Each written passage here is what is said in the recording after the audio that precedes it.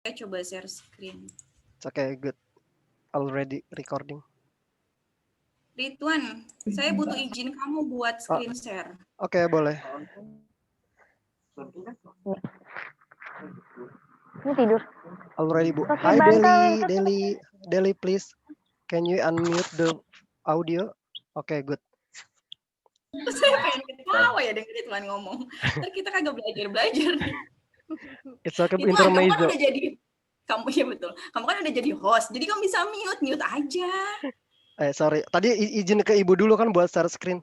Oke, udah, Bu. Oke, baik. Oke.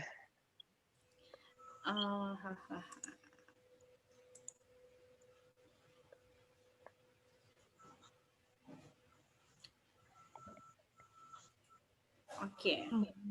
Ini adalah sahabat kalian 3 hari kemarin. Oke. Saya boleh diinterupsi, saya boleh dipotong pembicaraannya ketika kalian mau bertanya, terus ketika ada yang salah tolong saya dikoreksi. Oke. Teman-teman, untuk mengetahui apa yang harus kalian lakukan, yang pertama kalian lihat adalah sebagai sinyal buat kalian untuk ini PTKP. Kalau badan itu tidak mungkin ada PTKP. Oh, berarti yang harus saya hitung orang pribadi. Dia punya kegiatan usaha. Oh, berarti kalau orang pribadi tarifnya yang progresif 5, 15, 25, 30. Itu. Tetapi proses rekonsiliasi fiskalnya sama percis. Nah, kemarin saya udah jelasin terkait pasal 4, pasal 6, pasal 9. Semoga ada sedikit saja yang nempel di otak kalian. Mudah-mudahan masih banyak. Terus, ketika kalian melakukan rekonsiliasi fiskal, yang harus pertama kalian lakukan adalah kalian membuat kertas kerja rekonsiliasi. Saya sekalian mau jelasin mengenai koreksi positif dan koreksi negatif. Kertas kerja rekonsiliasi, kalian hanya tinggal menambahkan kolom ini saja. Bentar. Ini termasuk soal yang sangat amat sedikit loh. Maksudnya laporan laba ruginya tidak terlalu kompleks. Ini koreksi positif. Kita hapus dulu. Oke, ini salah ya. Ini ternyata 800. Kelihatankah layarnya? Kelihatan, Bu. Yes, Bu, clear. Iya. Ini salah ya kemarin. Ini sama dengan laba bruto dikurang tambah ini. Oke.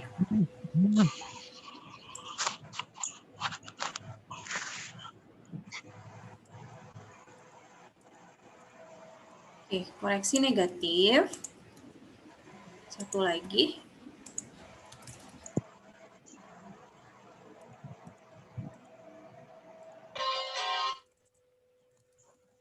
Koreksi negatif.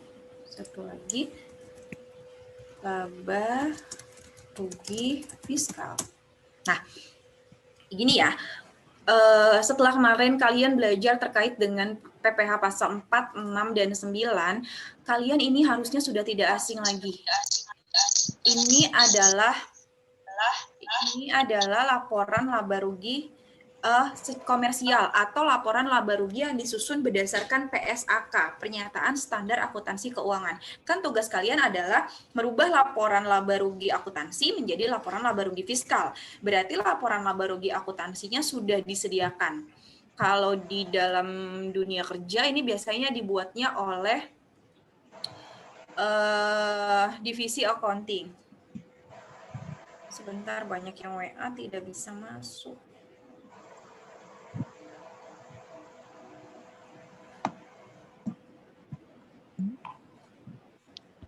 Karena sudah full 100 soalnya, Bu.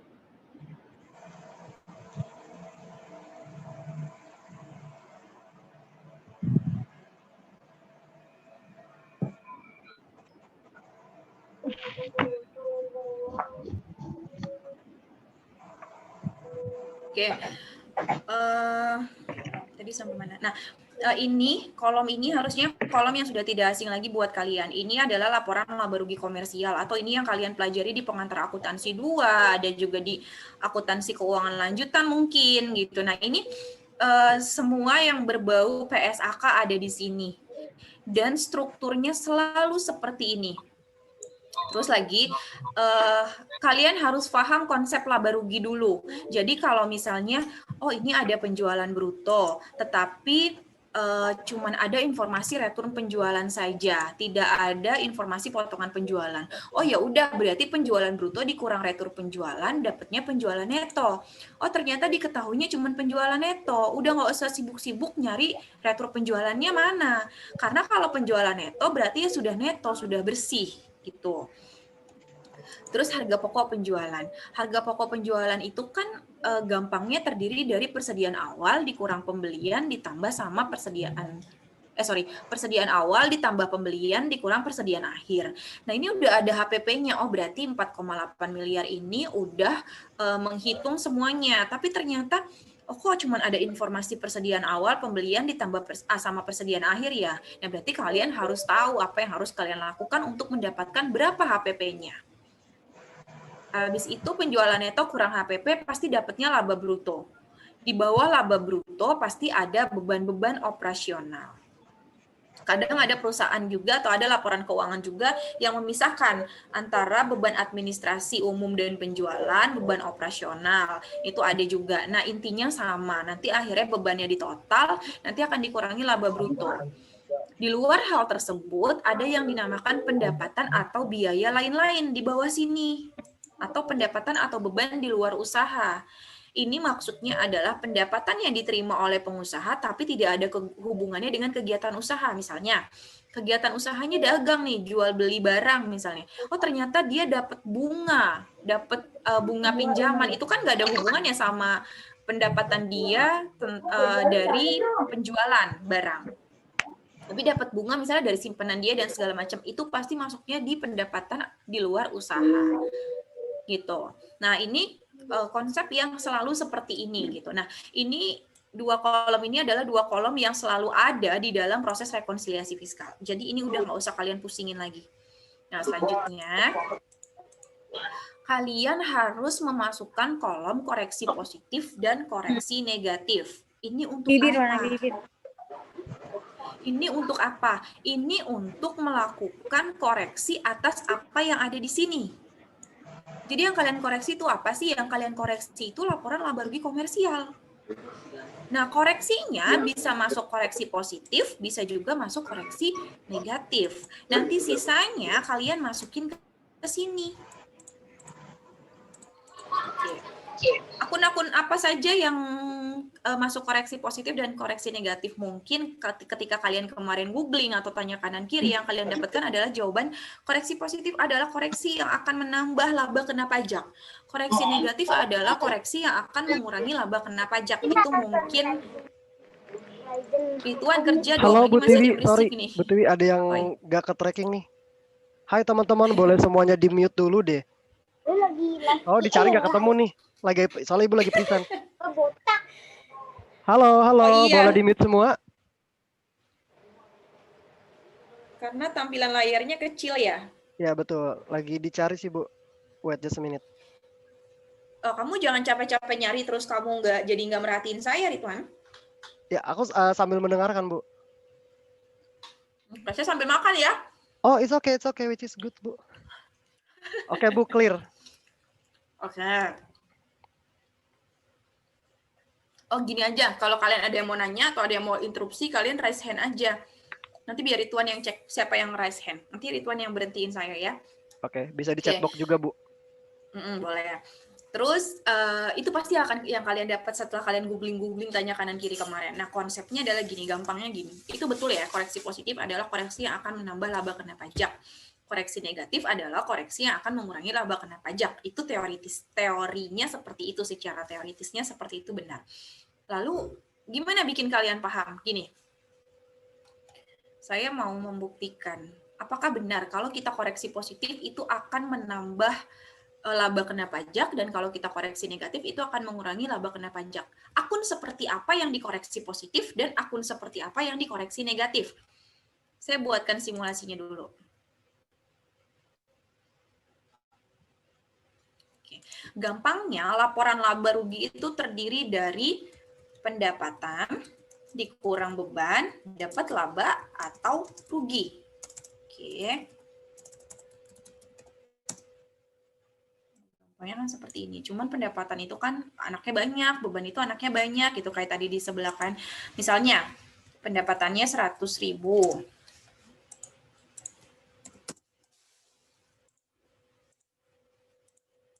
Oke. Bebannya 50.000. Rumusnya adalah pendapatan dikurang beban. Kalau posisinya seperti ini, laba atau rugi? Tukar, Rituan nggak ada yang nyaut gara-gara kamu mute. Nggak kelihatan, Bu, tulisannya. Mana sih?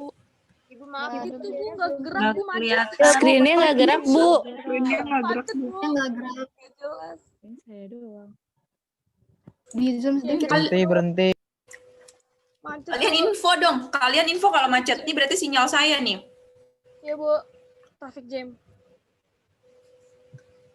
Sudah gerak belum? Saya gerak-gerakin kepala. Nggak ada, Bu. Belum, Bu. Belum, Bu. Cuma screen-nya aja, Bu, yang nggak gerak. Tapi screen-nya aja, Bu. Screen-nya. Oh, sayanya gerak. Excelnya Bu yang nggak. Screen-nya, Oh, Bu, yang saya nggak malah gerak. goyang-goyangin kepala ya. Kalau kepalanya gerak, Bu. Oke. Masih nggak gerak screen-nya. Ya, masih Udah Bu, saya masih nggak gerak. Masih, Bu. Masih. Oke, saya coba stop share dulu.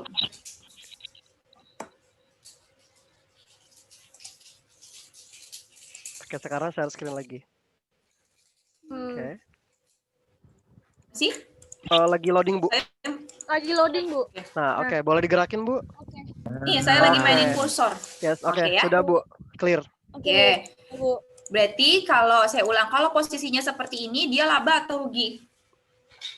Laba. Laba. Oke. Laba, Bu. Laba, Bu. Oke, ini gampangnya ya, laporan laba rugi. Berarti kan sekarang ini komersial. Saya tulisnya berarti ini komersial. Oke. Ini koreksi positif. Ini koreksi negatif. Ini laba rugi fiskal. Saya ulang. Tadi kan gini, koreksi positif adalah ketika akun itu kita koreksi di koreksi positif, maka maka dia akan menambah laba kena pajak. Kalau akun tersebut kita koreksi di negatif, maka dia akan mengurangi laba kena pajak. Konsepnya seperti itu. Sekarang misalnya, ada pendapatan yang masuk ke pasal 4 ayat 2. Berarti dikoreksi di mana? Di negatif. Oke, sebentar. Saya lingin rumus dulu. Oke, dikoreksi negatif misalnya dari 100.000 ada pendapatan yang masuk ke 4 ayat 2-nya 20.000. Berarti saya koreksi negatif 20.000. Maka secara komersial pendapatan yang diakui adalah 100.000 atau seluruhnya, tetapi secara fiskal yang diakui hanya 80.000.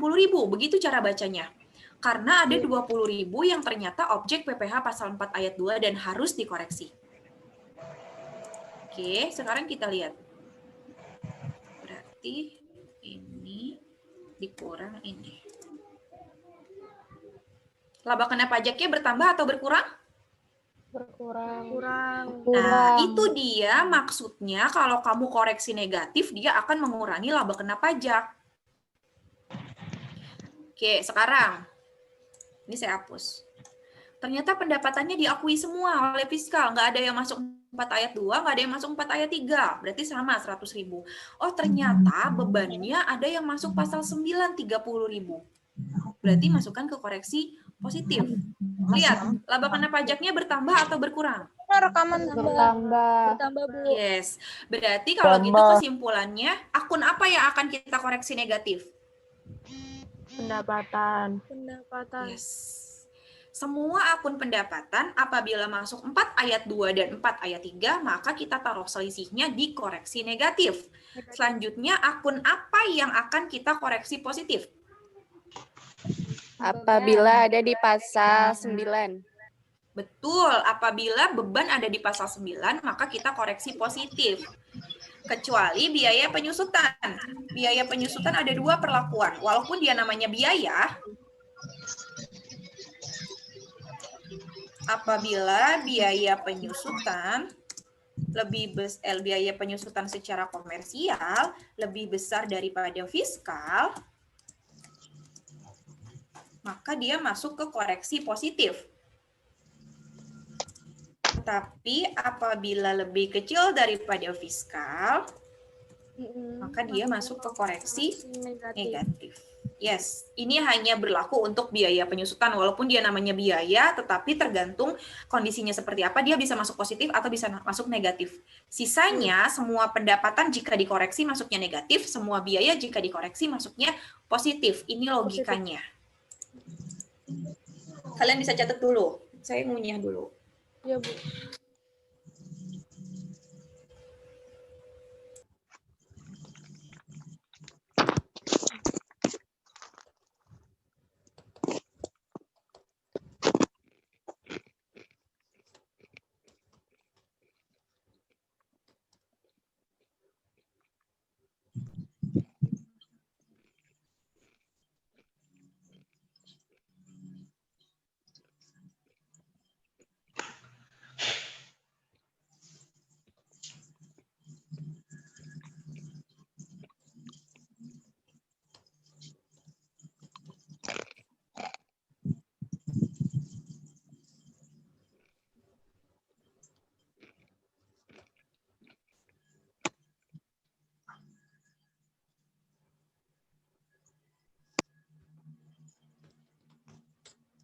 Kalau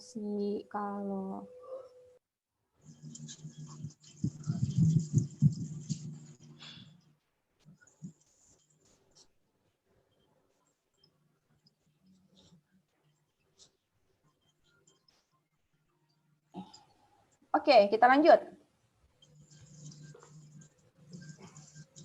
Nah, selanjutnya, setelah kalian tahu, oh akun ini dikoreksi, oh masuknya koreksi positif, udah, terus kalian lihat nih keterangan tambahan. Selalu ada keterangan tambahan dalam proses rekonsiliasi fiskal. Keterangan tambahan ini tujuannya adalah untuk menjelaskan apa yang ada di sini. Oke, jadi yang pertama, kalau saya lebih suka baca langsung keterangan tambahannya dulu. Dalam penjualan bruto, terdapat proyek pembuatan pemancingan ke KKP sebesar 492.500.000 net of tax. Atas penjualan tersebut, KKP telah memungut PPh pasal 22. Berarti, saya coret-coret di mana ya ini? Penjualan bruto yang ini. Macet lagi, Bu. Isunya macet lagi, Bu. Serius, kenapa ya? Yes, kursor Ibu macet. Masih ya? Sinyalnya kali, Bu. Ya, Bu. Maybe. Kayaknya setiap pindah ini deh Bu, pindah layar bakal berhenti. Sudah layar kemana, Hiu? Pindah layar. Bentar.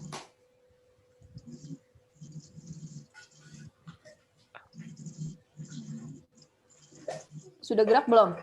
Loading, Bu. Lagi loading, Bu. Oke, sudah terlihat. Boleh digerakin, Bu? Ini udah Yaps, gerak-gerak. Oke, sudah, Bu. Oke, clear. Zoom sedikit Bu tulisannya. Oke. Yaps, oke, good. Ya, Bu. Oke ya. Nah, pertama tadi kan di keterangan tambahannya apa? Dalam penjualan bruto berarti kita nggak usah masuk kemana-mana. Kita di sini dulu. Oh, penjualan brutonya 6,2 miliar. Ini logika yang harus kalian tangkap ya, karena ini akan ada banyak ya seperti ini. Penjualan brutonya 6,2 miliar. Dari 6,2 miliar ini ada 492.500.000 yang merupakan transaksi terhadap pemerintah. Saya coret-coret di sini. 492.500.000. Tuh agak. Berarti sisanya aman. tidak usah dihiraukan. Berarti kita cuma cek yang 492.500.000 saja. Ini yang harus kalian garis bawahi lagi, sudah dipotong pajak atau belum. Tadi dia bilang net of tax, berarti sudah dipotong PPh pasal 22. Sudah dipotong PPh 22. Ada yang tahu kita harus mencari apa setelah ini? DPP-nya, Bu. Pintar, siapa tuh yang jawab? Oke, kita harus mencari DPP atau nilai bruto sebelum dipotong PPh. 110/100 kali 492.500. Oke. Kalian tahu transaksi kepada pemerintah berapa tarifnya? 1,5%. 5%. 1,5%. Tahu, ini galak. Enggak sama dia. 1,5%. Ini adalah nilai neto yang diterima setelah dipotong PPh 1,5%. Maka cara mencari brutonya adalah 492.500.000 kalian bagi dengan 98,5. 98,5%. Salah. 98,5%. Nah, dari mana 98,5? Dari 100% kalian kurang dengan 1,5%. Oh iya, Pak. Nah, oke, kalian bagi ini cara mencari brutonya. Pertanyaannya adalah, kenapa kita harus mencari bruto? Ada yang bisa jawab? Karena harus dicari nilai pajaknya. Oke, betul. Karena harus dicari nilai pajaknya. Yang kedua, tahap kedua, setelah kita mencari nilai bruto, kita cari pajaknya. Berarti berapa kali berapa? 500 juta dikali 1,5%. Yes. Loh. Manual aja. Agak dikali 1,5%.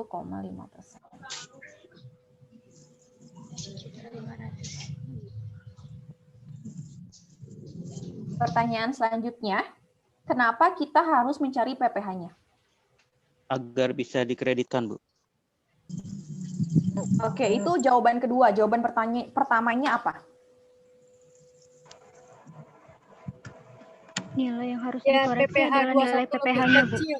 Betul, betul. Itu siapa yang jawab? Nilai yang harus dikoreksi adalah nilai PPh-nya.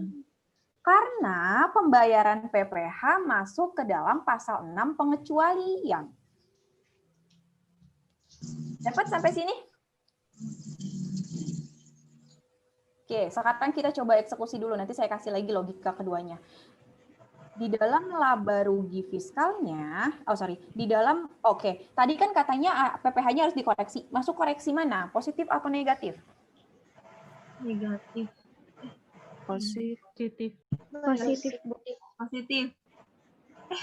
Koreksi positif karena dia beban PPh 7.500.000.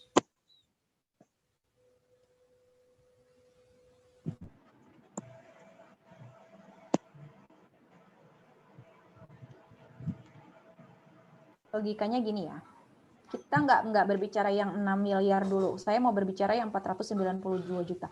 Berarti di laporan laba rugi komersialnya dia mengakui 492.500.000. Di fiskal dia mengakui 500 juta.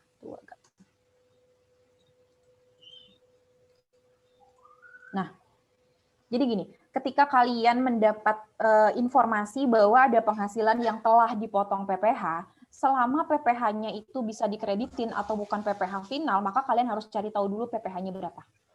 Caranya begini tadi, cari brutonya dulu, ini tergantung ya tarifnya berapa. Kalau tarifnya 2%, berarti dibagi 98%. Baru dapat nilai bruto. Dari nilai bruto inilah baru kalian cari tahu PPh-nya. Kenapa PPh-nya harus dicari tahu? Karena PPh ini adalah objek koreksi. Ini yang harus kita koreksi. Penghasilannya tidak perlu dikoreksi karena sesuai dengan kegiatan usaha kok dia jualan. Tapi PPh ini tidak boleh dibebankan. Seluruh pajak boleh dibebankan kecuali pajak penghasilan. Nah, lihat. walaupun sudah dipotong PPh, tetapi secara fiskal dia nggak ngakuin kalau udah dipotong PPh. Bodoh amat, yang gue tahu lo dapat duitnya 500 juta. Karena PPh-nya gue nggak akuin. Kasarnya seperti itu. Padahal yang dia terima uangnya hanya 492.500.000. Karena yang 7.500.000-nya istilahnya udah dibayar, udah dilapor sama si orang KKP-nya atau pemungut pajaknya. Nah, diakuin sama si fiskalnya, gue nggak mau tahu, gue taunya lo dapatnya 500 juta karena PPh-nya nggak bisa lo bebanin. Maka Ibu, mohon maaf. Itu laba rugi fiskalnya kena koreksi positif tapi berkurang. Kena koreksi positif. Oke, ini juga yang harus saya luruskan. Yang dimaksud gini, gimana ya bacanya ya? Gimana ngejelasin? Kalau ini kan secara keseluruhan ya. Lihat, ini secara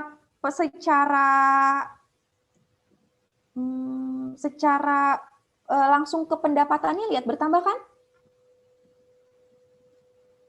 Iya nggak? Nah, sebenarnya gini. Iya. Ya, sebenarnya gini ya. Kalian jangan lihat berkurang atau bertambahnya dari sini. Tapi dari sini. Nih, dari hasilnya nanti. Kegerak lagi ya?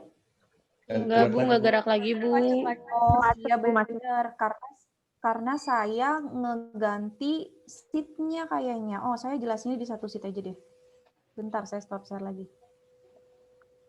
Ya Allah, gratisan gini amat ya. It's okay. Sabar, Bu. Oke, loading. Yes. Ya, oke, good. Clear, Bu. Gerak? Gerak. Oke. Nah, yang harus kalian lihat bertambah atau berkurangnya itu di sini nanti hasil akhirnya. Oke, jadi ini nggak usah dipeduliin. Yang penting step-nya itu benar. Jadi ini nggak usah dipeduliin mau bertambah kayak, mau berkurang kayak gitu. Takutnya kalian bingung. Kalau secara kasat mata, ini memang berkurang. Bu, kok dikoreksi positif, tapi dia berkurang. Tapi yang dimaksud bukan di sini, tapi nanti terakhir, laba setelah pajaknya. Nanti ini akan kita jumlahkan, misalnya gedean koreksi positif, kalau lebih besar koreksi positif, pasti antara ini sama ini pasti lebih besar ini. Nanti kita cek ya. Jadi ini abaikan dulu dia bertambah berkurang. Takutnya kalian bingung. Oke, lanjut. Sekali lagi, ini tidak hanya berlaku bagi PPh 22, tapi ini berlaku untuk PPh 23 juga dan untuk PPh lainnya bisa dikreditin. Logika pertamanya itu. Kenapa kita harus cari PPh-nya? Karena kita harus tahu berapa PPh yang akan dikoreksi. Logika keduanya tadi betul, karena kita harus tahu berapa yang akan kita kreditkan. Kalau kita nggak koreksi di sini, coba ya, saya pakai logika ini kalian dapat nggak? Kalau kita nggak koreksi di sini, nanti di bawah kita kurangin lagi, itu akan double, ya nggak?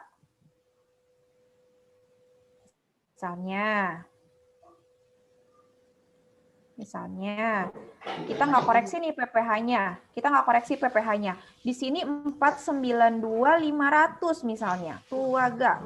Kita nggak koreksi. Nanti pas di kredit pajak kita kurangin lagi. 7.500.000. Tuh agak di kredit pajak. Ini berkurang, ini berkurang. Bukan begitu?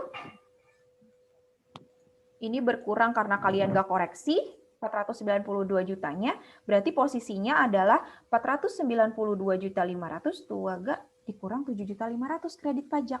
Padahal ini udah dikurangin sama PPh, tapi kalian kurangin lagi. Gitu. Ini sekilas aja, yang dapat syukur, yang nggak dapat ya udah.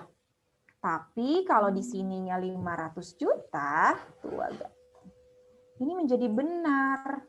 500 juta nanti dibawa di kredit pajaknya dikurangin 7.500.000. Yang dia terima adalah, nah gitu logika keduanya. Tapi logika yang paling gampang kalian tangkap adalah karena PPh harus dikoreksi. Itu aja kalau kalian bingung sama kredit pajak. Oke ya, sampai sini ada pertanyaan nggak? Kita sampai jam 12 nih kayaknya. Mantap, Bu. Ada pertanyaan nggak sampai sini? Loh, Bu, izin bertanya, Bu. Tadi kan kalau yang kalau misalnya kita nggak koreksi, kita akuin di kredit kan berarti double ya, Bu ya? Kalau kita di koreksi kita nggak koreksi, tapi di kredit juga nggak dikredit, berarti sama aja, Bu? Nggak ngaruh? Gimana maksudnya?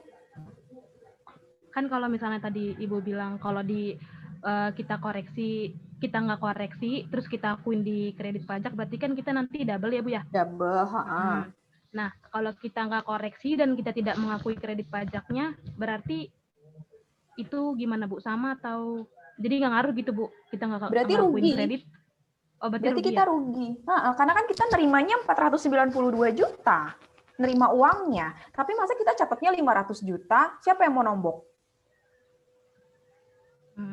Dapat nggak logikanya? Dapat ya logikanya ya? Iya, Bu. Oke, Bu. Maka biar kita nggak rugi, itu kita kurangi nanti di kredit pajak. Harusnya nanti kita bayar PPh tahunannya 100 juta, ternyata 100 juta kurang 7.500.000. Karena memang kita terimanya segitu, gitu logikanya. Ada lagi? Ini satu case. Kalian jangan bingung ketika menerima pendapatan sewa, pendapatan telah dilaporkan setelah PPh. Sama caranya kayak gini. Hanya yang berbeda tarifnya saja. Sewanya sewa 23 ya, PPh sewa 23 yang bisa dikreditin. Kalau ternyata sewanya sewa final, kalian nggak usah keluarin brutonya, langsung aja koreksi habis kalau sewa final. Lanjut, akun kedua, retur penjualan. Adakah koreksinya? Tidak ada. Retur penjualan ini biasanya koreksinya gini. Retur penjualan yang telah terrealisasi. Kalau kalian kalian baca di keterangan tambahan ada yang telah terrealisasi segala macam, itu maka yang diakui secara fiskal adalah yang telah terrealisasi. Ini nggak ada keterangannya, oh berarti aman. Aman dalam arti pengakuannya sama seperti fiskal.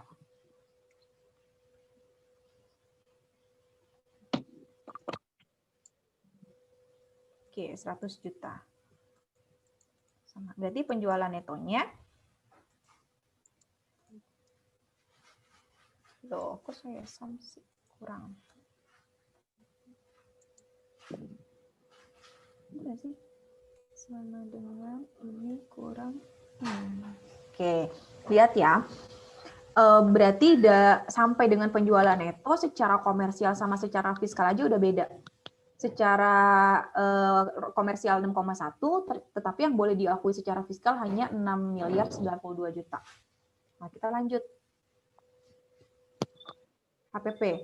HPP itu tidak ada koreksi, tapi biasanya HPP itu ada koreksi ketika pengakuan ininya, persediaan awal. Persediaan awal menurut fiskal diakui dengan harga apa, tapi komersial diakui dengan harga apa, harga yang paling murah misalnya, tapi secara fiskal harus diakui dengan harga perolehan. Itu yang akan membedakan. Ini anggap angin lalu aja biar kalian kagak pusing. Berarti ini nggak ada ya, nggak ada koreksi. Berarti sama dengan, kenapa sih ini? Kita tulis aja sama dengan 4,8. Oke, berarti ini penjualan neto kurang HPP. 1,292500.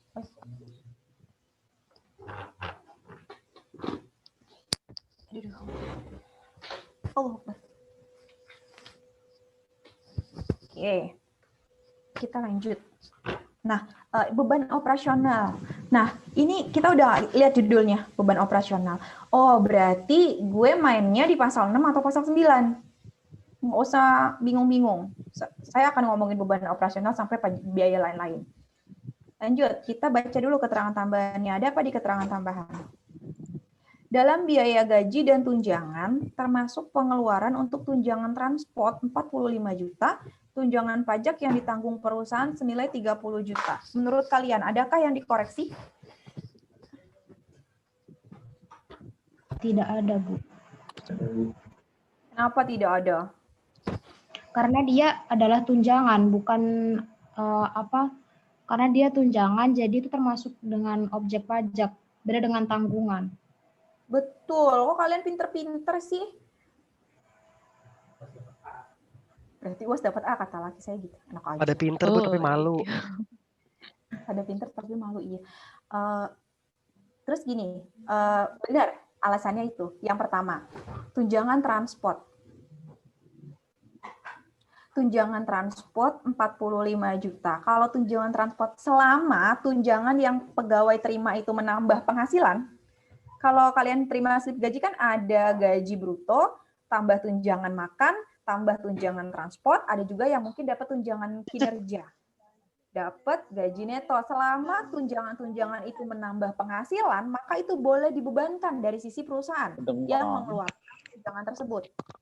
Nah, tunjangan transport itu masuk menambah penghasilan karyawan, yang pertama. Yang kedua, tunjangan PPh masuk sebagai penambah penghasilan karyawan, maka dari sisi perusahaan boleh dibebankan. Dulu itu siapa yang ada di pinggir rel kereta? I don't know Bu. Boleh di mute Kamu ya dulu? Ridwan, orang kamu kok yang nggak mute, satu-satunya orang yang nggak mute. Enggak. Aku tidak di pinggir kereta Bu. Di rumah. Alhamdulillah. Kayak clear. Oke Bu, clear. Ya. Terus terkait dengan PPh 21. Kan kalian kan kalau posisinya karyawan kan atas gaji kalian kan, ini saya udah jelasin ya, yang tunjangan PPh 21 sama PPh 21 ditanggung perusahaan. Sudah belum? Belum ya? Belum. Jadi kan gini ya, kalau kalian sebagai karyawan itu kan kalian akan dipotong PPh 21. Nah, perusahaan itu punya 3 treatment untuk memotong PPh 21 kalian. Treatment pertama adalah tunjangan PPh 21 ditanggung sama karyawan. Ini clear. Ini biasanya seperti itu. Tunjangan 21 ditanggung sama karyawan, kalian sebagai karyawan mengurangi gaji kalian. Yang kalian terima adalah gaji neto dikurang PPh 21, clear, selesai. Dikurang PTKP dan segala macamnya. Di sisi perusahaan, selesai, itu udah paling aman. Treatment yang kedua adalah perusahaan memberikan tunjangan PPh pasal 21. Nah, nanti di slip gaji kalian akan ada gaji bruto, ditambah tunjangan PPh 21, ditambah tunjangan transport, ditambah tunjangan makan, dan seterusnya. Karena tunjangan PPh 21 tadi menambah gaji, maka dari sisi perusahaan boleh dibebankan. Jadi nanti di atas tunjangan gaji menambah penghasilan bruto 200.000 misalnya, nanti di bawah ada PPh 21 yang harus kalian bayar 200.000. Jadi kan plus minus. Ada nggak yang pernah merhatiin slip gaji yang udah punya gaji? Jadi nanti dia akan plus minus. Jadi pada intinya kalian tidak membayar PPh 21. Jadi ditambah dulu di penghasilan, nanti dikurang dengan angka yang sama. Terbalik saya. Ditambah dengan angka yang sama dengan PPh 21 kalian. Itu ada perhitungannya, harusnya diajarin di perpajakan 1. Nah, ada treatment yang ketiga adalah PPh 21 ditanggung sama perusahaan. Treatment 2 dan treatment 3 ini kalian sama-sama tidak membayar pajak. Tapi dari sisi perusahaan beda pengakuannya. Kalau di soal tulisannya PPh 21 ditanggung perusahaan, maka dari sisi perusahaan tidak bisa dibebankan sebagai biaya. Atau lanjut, apalagi? Yang C, biaya premi asuransi terdiri dari asuransi kebakaran bangunan kantor dan asuransi kebakaran rumah pribadi. Mana yang dikoreksi? Atau tidak ada yang dikoreksi? Dikoreksi, Bu. Yang mana? Dikoreksi, Bu. Rumah pribadi. Yang rumah pribadi.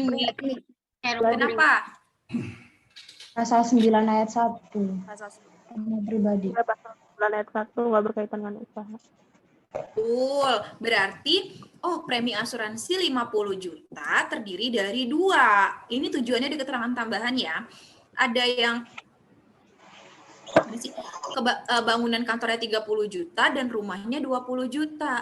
Yang boleh dibebankan hanya 30 juta karena yang 20 juta berkaitan dengan urusan pribadi. Maka 20 juta ini kita koreksi. Di mana koreksinya? Positif, Bu. Positif. Koreksi positif. 20 tuh agak. Positifnya 0, maka sama dengan 50 juta dikurang ini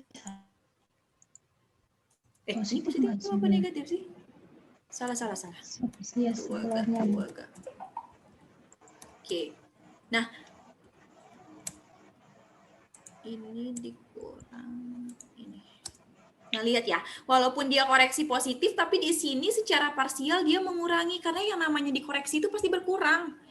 Kamu dapat nilai 5, saya koreksi, saya kurangin 1, berarti itu berkurang. Kalau dikoreksi itu pasti berkurang. Tapi nanti efeknya ada di bawah. Nanti kita lihat deh. Ini saya freeze pen dulu deh. Nggak bisa dengar itu nggak dikoreksi, guys. Oke. Lanjut, mana nih apalagi yang ketiga, yang D. Dalam biaya listrik dan telepon terdapat listrik dan telepon kantor dan telepon pegawai pemasaran 6 juta. Mana yang dikoreksi? Ada tidak? Pemasaran. Pemasaran. Ada. Ya, yang kedua ya Bu ya. Pegawai pemasaran. Pegawai pemasaran dikoreksi berapa? 50% dikali sama 6 juta, dikali 6 juta. 3 juta. Yes. Jadi gini. Ini adalah salah satu bentuk natura. Oke, bentuk kenikmatan. Kemarin saya jelasin ada kenikmatan yang ada natura yang seluruhnya dikoreksi, ada natura yang tidak dikoreksi, ada natura yang dikoreksi 50%. Kalau nggak salah saya sudah jelasin, tapi saya nggak tahu udah jelasinnya ke kelas yang mana ya. Nah, telepon untuk pegawai pemasaran ini adalah natura yang dikoreksi 50%.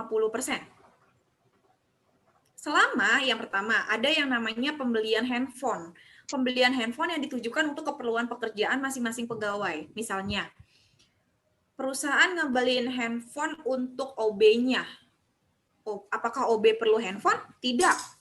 OB tidak pegang handphone pun tidak apa-apa. Maka itu adalah jenis natura yang harus dikoreksi. Tapi kalau misalnya perusahaan beliin handphonenya buat tenaga pemasaran atau marketing ya istilahnya, marketing. Apakah marketing itu perlu handphone? Perlu. Oke, marketing itu salah satu alat pekerjaannya adalah handphone. Maka ketika telepon itu atau handphone itu ditujukan untuk marketing atau untuk direktur utama yang memang diperlukan dalam hal pekerjaannya, itu adalah natura yang boleh dibebankan 50%. Itu yang pertama. Yang kedua, terus si marketing tadi udah megang handphone.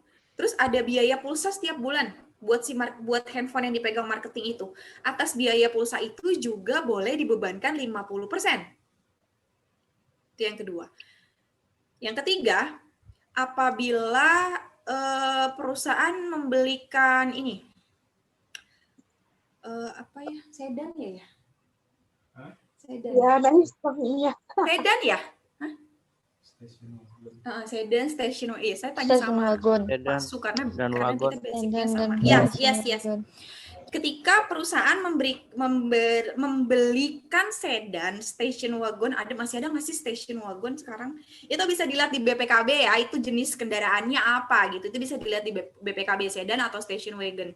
Nah, ketika perusahaan memberikan itu kepada misalnya direktur utama buat inventaris, buat ini operasionalnya dia, buat ketemu klien segala macam, itu boleh dibebankan 50%.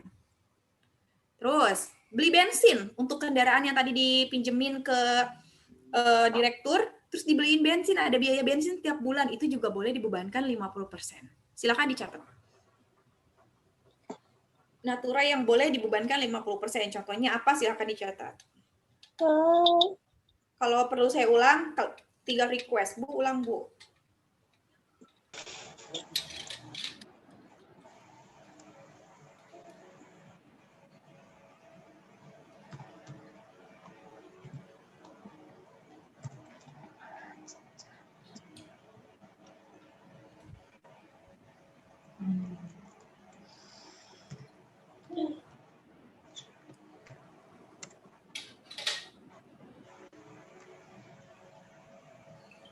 Tadi ada Bapak ya?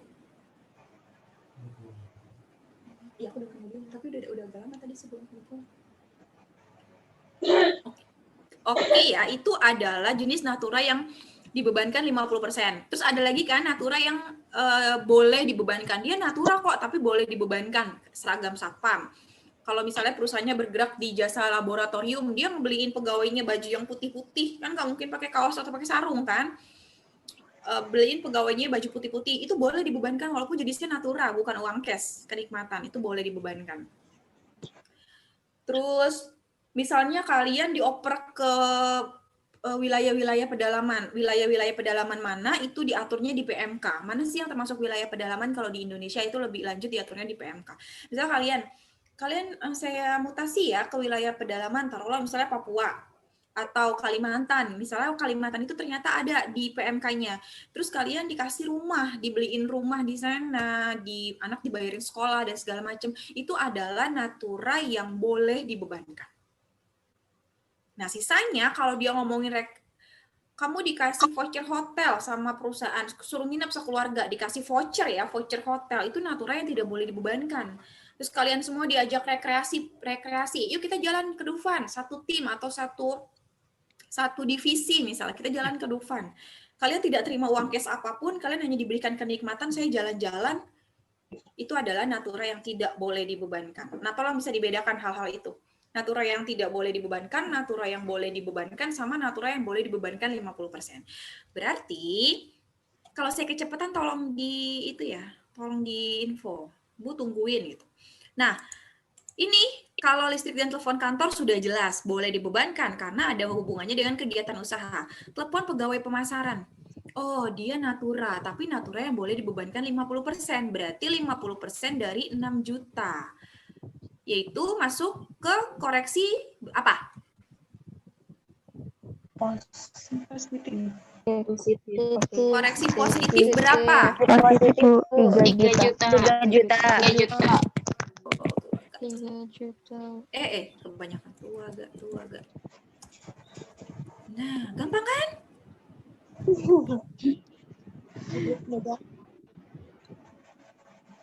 Beda, nggak apa-apa. Kemarin juga banyak yang japri saya, Bu, kalau saya salah nggak apa-apa ya. Ya nggak apa-apa, karena tuh saya belum jelasin juga gitu. Saya pengen tahu aja hasil sebelum tes sama sebelum saya jelasin sama sesudah saya jelasin, coba berubah atau enggak nanti hasilnya. Kalau nggak berubah berarti double saya sentil. Oke, saya akan cukup menjelaskan sampai di sini saja. Oke, sekarang ada pertanyaan atau tidak? Konsepnya kalian sudah dapat atau belum?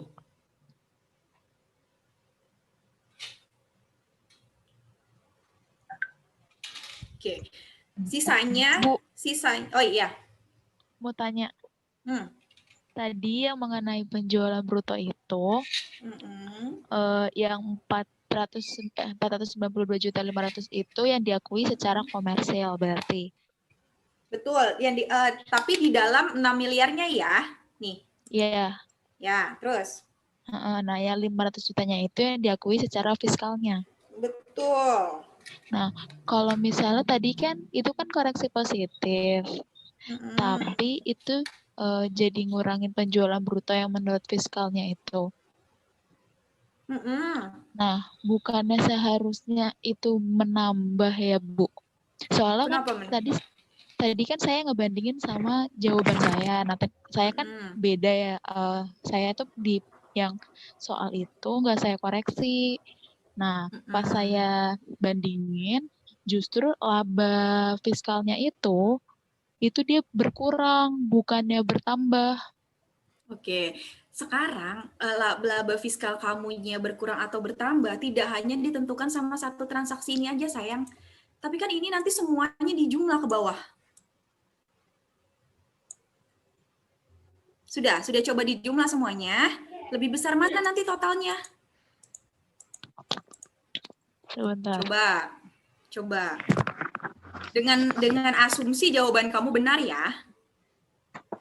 Coba total. Saya yakin jawaban saya benar apa enggak. Total dulu semua koreksi positifnya di total seluruhnya. Total koreksi negatifnya di total seluruhnya.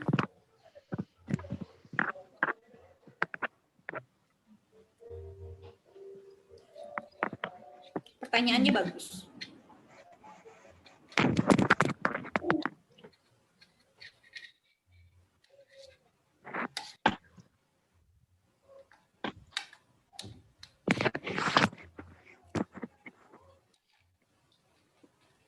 Sebentar ya, Bu. Saya tunggu. Alhamdulillah.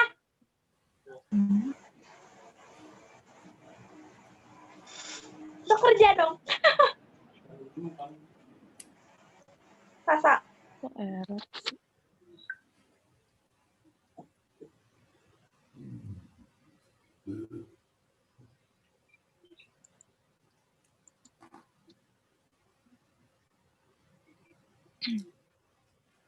Kamu mau share screen nggak? Enggak usah, Bu. Kenapa?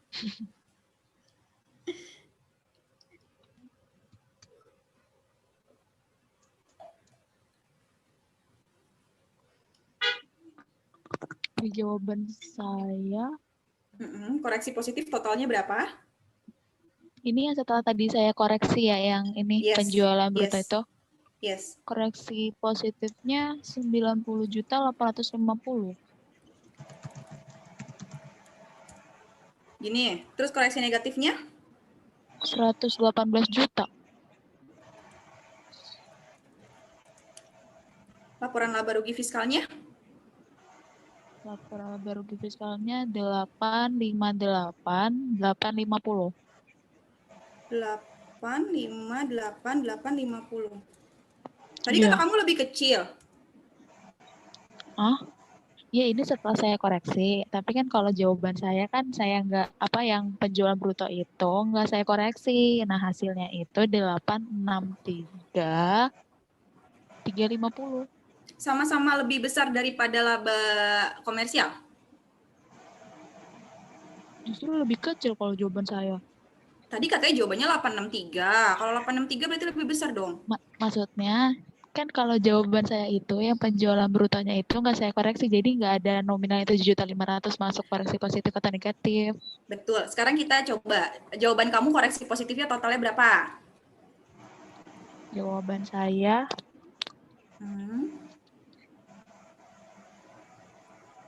koreksi positifnya 83.350. Tuh agak. Oke, koreksi negatifnya sama. Koreksi negatifnya 115. Karena tadi beban yang listrik dan telepon itu saya juga nggak koreksi. Oke, bentar. 115 tuh agak. Total laba rugi fiskalnya berapa? 863.350. Tetap besar. Tetap lebih besar dong sayangku. Lebih besar dari ini maksud saya ya. Lebih besar dari yang ini 800 juta. Bukan lebih besar antara jawaban saya dan jawaban kamu ya? Iya,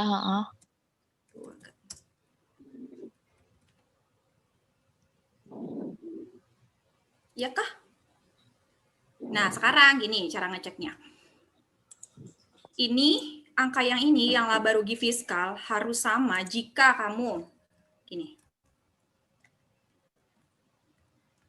sama dengan, di sini baru kamu tambah 800 juta, ditambah koreksi positif, dikurang koreksi negatif. Harus sama totalnya. Ini sama ini harus sama totalnya. Kalau sama berarti bukan berarti benar sih, karena kan ininya belum tentu benar ya. Jadi gitu cara ngeceknya. Ini ditambah koreksi positif dikurang koreksi negatif, hasilnya ini harus sama dengan yang ini. Coba sama nggak? Sama Bu, udah saya hitung juga. Oke, benar ya kayak gitu. Nah, berarti kita lihat. Berarti tunggu. Ini koreksi negatifnya lebih besar. Seharusnya sih dia berkurang.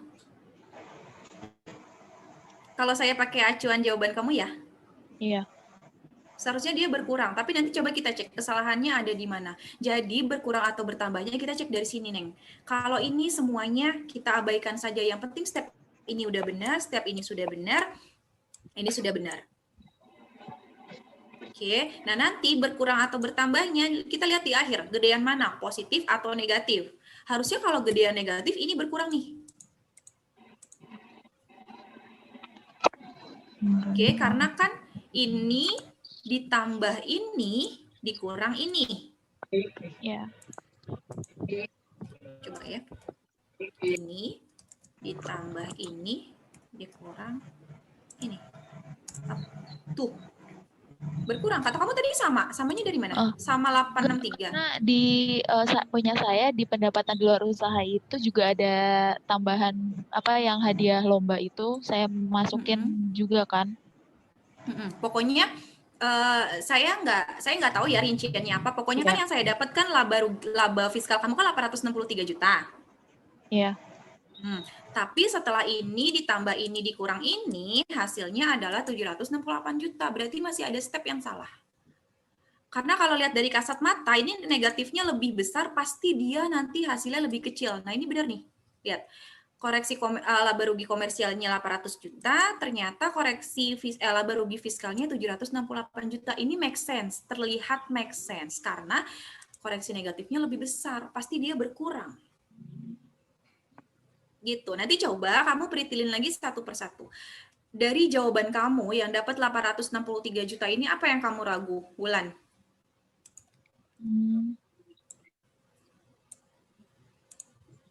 Apa yang kamu ragu? Biar kita bahas. Dilanjut aja Bu yang bahasannya tadi sebelum saya tanya. Enak aja, saya nggak mau bahas semua. Sampai sini ada lagi yang mau bertanya?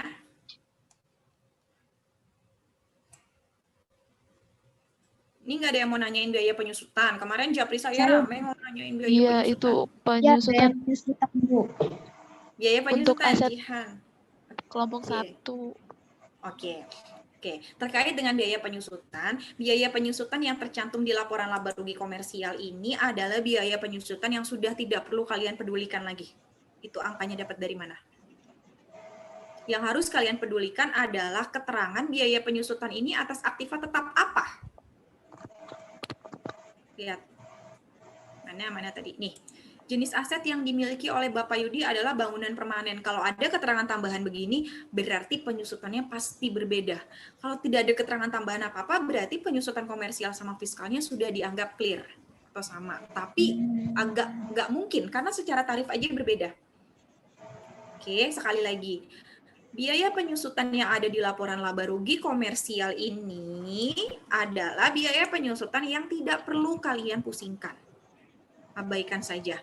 Yang harus kalian lakukan adalah kalian membuat atau menghitung biaya penyusutan menurut fiskal. Semuanya ada di Undang-Undang PPH pasal 11. Ayat 6. Ayat 6, saya lupa ayatnya. Pokoknya pasal 11. Oke, berarti kalian bikin nih biaya penyusutan. Tadi apa aja? Bangunan sama kelompok 1. Kelompok 1. Nah, ini gampang karena kalian udah dikasih tahu kelompok 1. Nanti kalau ternyata jenis aset yang dimiliki adalah printer, kursi, pagar, apalagi komputer, itu kalian harus cari tahu itu masuknya kelompok berapa.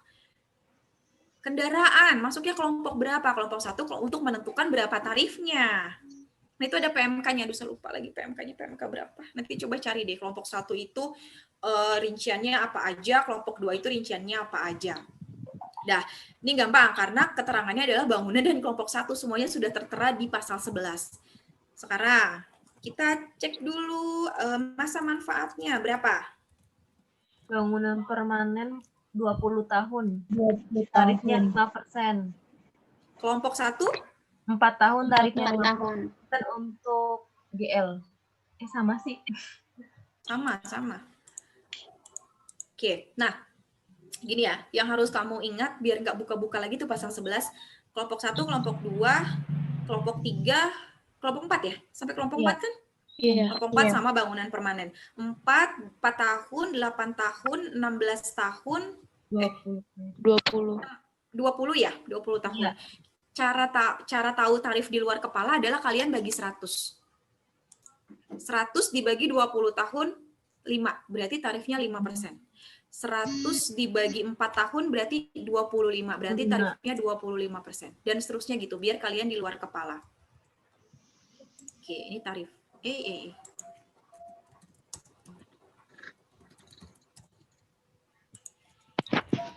tarif penyusutan. Ini kita ngomongin fiskal ya, kita udah nggak peduliin sama komersial, karena dia udah dapat 100 juta. Kita nggak mau tahu dia dapatnya dari mana. Nah, sekarang cara mencarinya adalah ada 2 cara. Kemarin ada yang bingung, Bu, ini dibagi masa manfaat atau dikali tarif? Dua-duanya sama. Iya, harga perolehannya berapa, sorry? Bangunan permanen Yang bangunan 400 juta. Permanen 400 juta. Tuaga. Yang Terus 600 juta. 600. Yang itu 600 juta. Oke, harga perolehannya udah diketahui. Nah, tinggal kalian menghitung biaya penyusutannya.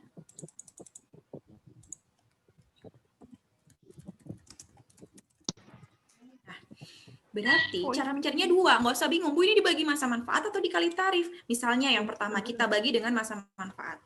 400 juta dibagi sama 20 tahun. 20 juta. Oh, ini gini ya. 20, ini 4. Ini tahun ya, dalam tahun. Ini dibagi masa manfaat. 20 juta. Ngaco ya, masuk kelompok 1 harga perolehannya lebih gede daripada bangunan. Mungkin bangunannya, anggaplah bangunannya bangunan angker. Cara yang kedua adalah harga perolehan kalian kalikan dengan tarif.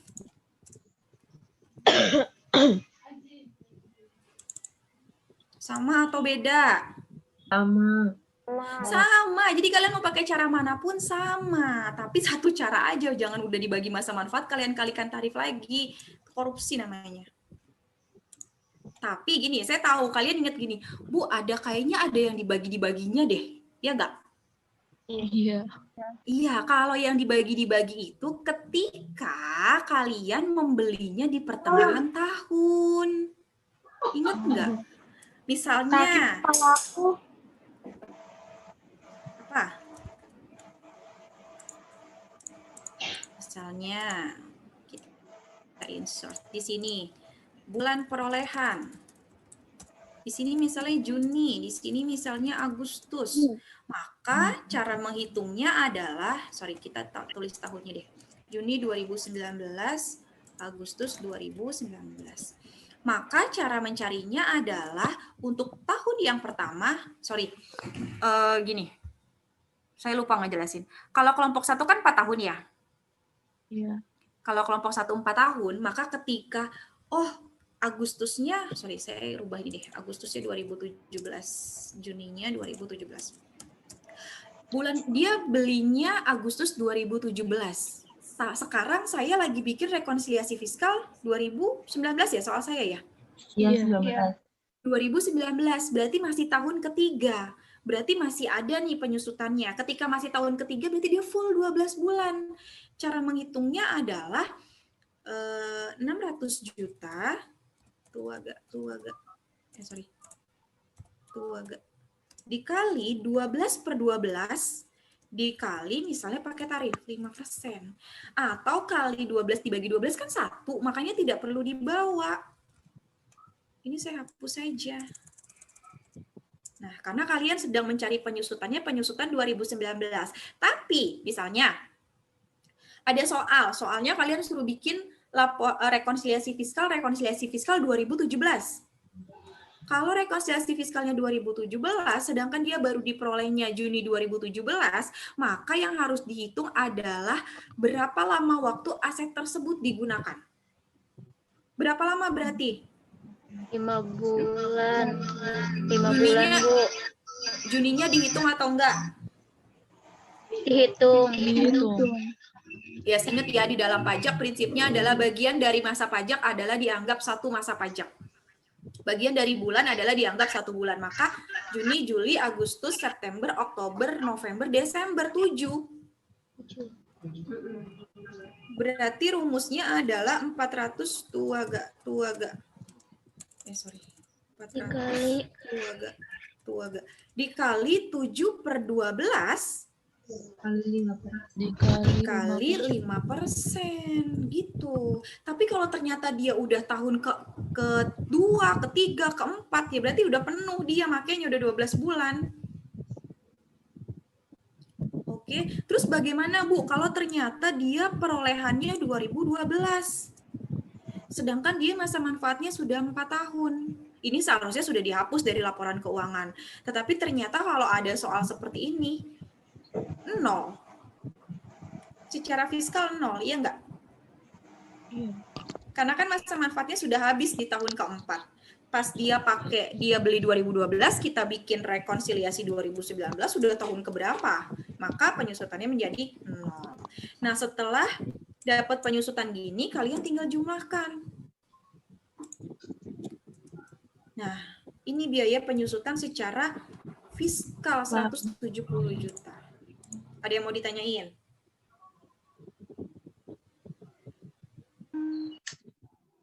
Halo Bu. Ya. Ya. Kalau di sini kan dijelaskan untuk kelompok 1 dibeli di tahun 2015. Kalau misalnya asumsinya dibeli di Januari, berarti kan di 2018 sudah habis. 2015, 16, 17, 18. Iya. Betul. Ada bulan perolehannya kah? Di situ nggak ada, cuma tahun aja. Oke, terus kalian apain? Kalau saya berarti udah habis, jadi saya koreksi hanya yang bangunan saja. Pinter. Terus yang bangunan gimana ngitungnya? Sama seperti Ibu, 20 juta per tahun. Yes. Berarti penyusutan fiskalnya jadi berapa? Berarti penyusutan secara fiskal 80 juta. Kok 80 juta? 20 juta ya. 20 dong. Kan tadi yang dikoreksi cuma bangunan kan? Iya, benar harusnya. Menurut fiskal harusnya 20. Ya enggak? Afri, mana Afri? Oh iya.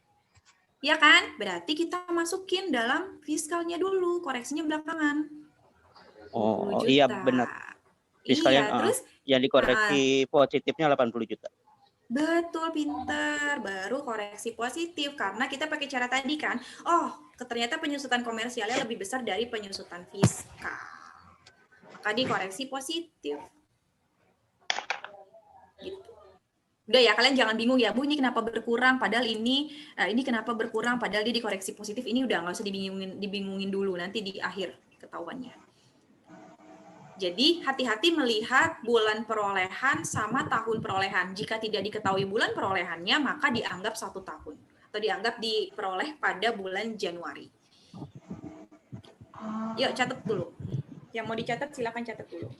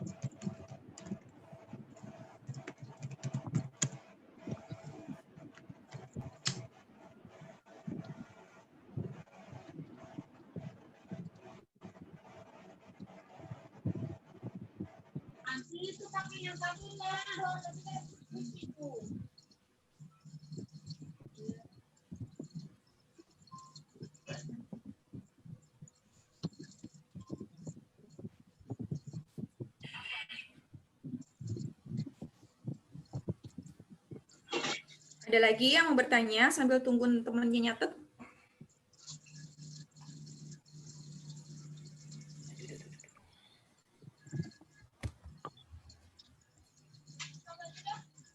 Oke, terus koreksinya saya mau loncat, saya mau kalian kerjakan lagi. Terus, hadiah kompetisi memancing kalian apain ini? Tidak dikoreksi, Bu. Nggak dikoreksi. Nggak dikoreksi, Bu. Kenapa tidak dikoreksi?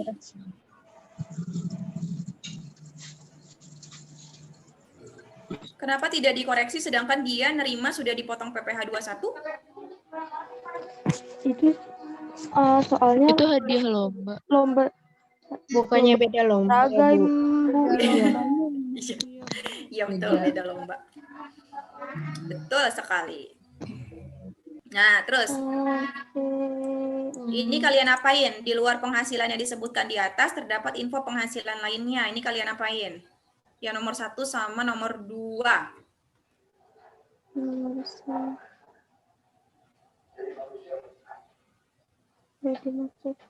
Yang nomor 1 kalian apain? Koreksi PPh 21. Berarti kalian tambahin di sini di laporan laba rugi. Di sini? Enggak. Saya enggak. Saya enggak, Bu. Nggak dikoreksi. Ya Allah, kalian belajar sambil nonton dangdutan itu siapa tadi? Oke. Boleh banget kalian tambahin ke sini. Oke, boleh banget kalian tambahin ke sini. Tapi ada 2 cara. Yang pertama kalian tambahin di sini berarti 2 kolom. 1, 2. Ini apa tadi? Konsultasi. Kan dia pendapatan di luar usaha kan, makanya dia boleh kamu tambahin di sini. Jasa konsultan. Terus menerima dividen. Boleh tambahin di sini. Mana sih? 40 juta ini udah net of tax ya? Udah, Bu. Oke, bentar. 40 tuh agak. Mana dividen? Dividen 45 juta. Tuh agak. Boleh kalian tambahkan di sini dengan mengkoreksi PPh 21 dikoreksi Negatif. negatif atau positif? Positif. Ingat, yang dikoreksi bukan penghasilannya ya, tapi beban PPh-nya. Oke, tuh agak. Berapa sih? 21 juta ya? 1 juta. Tuh agak. Berarti yang di sini brutonya adalah 41 juta. Tuh agak. Terus dividen kalian apain?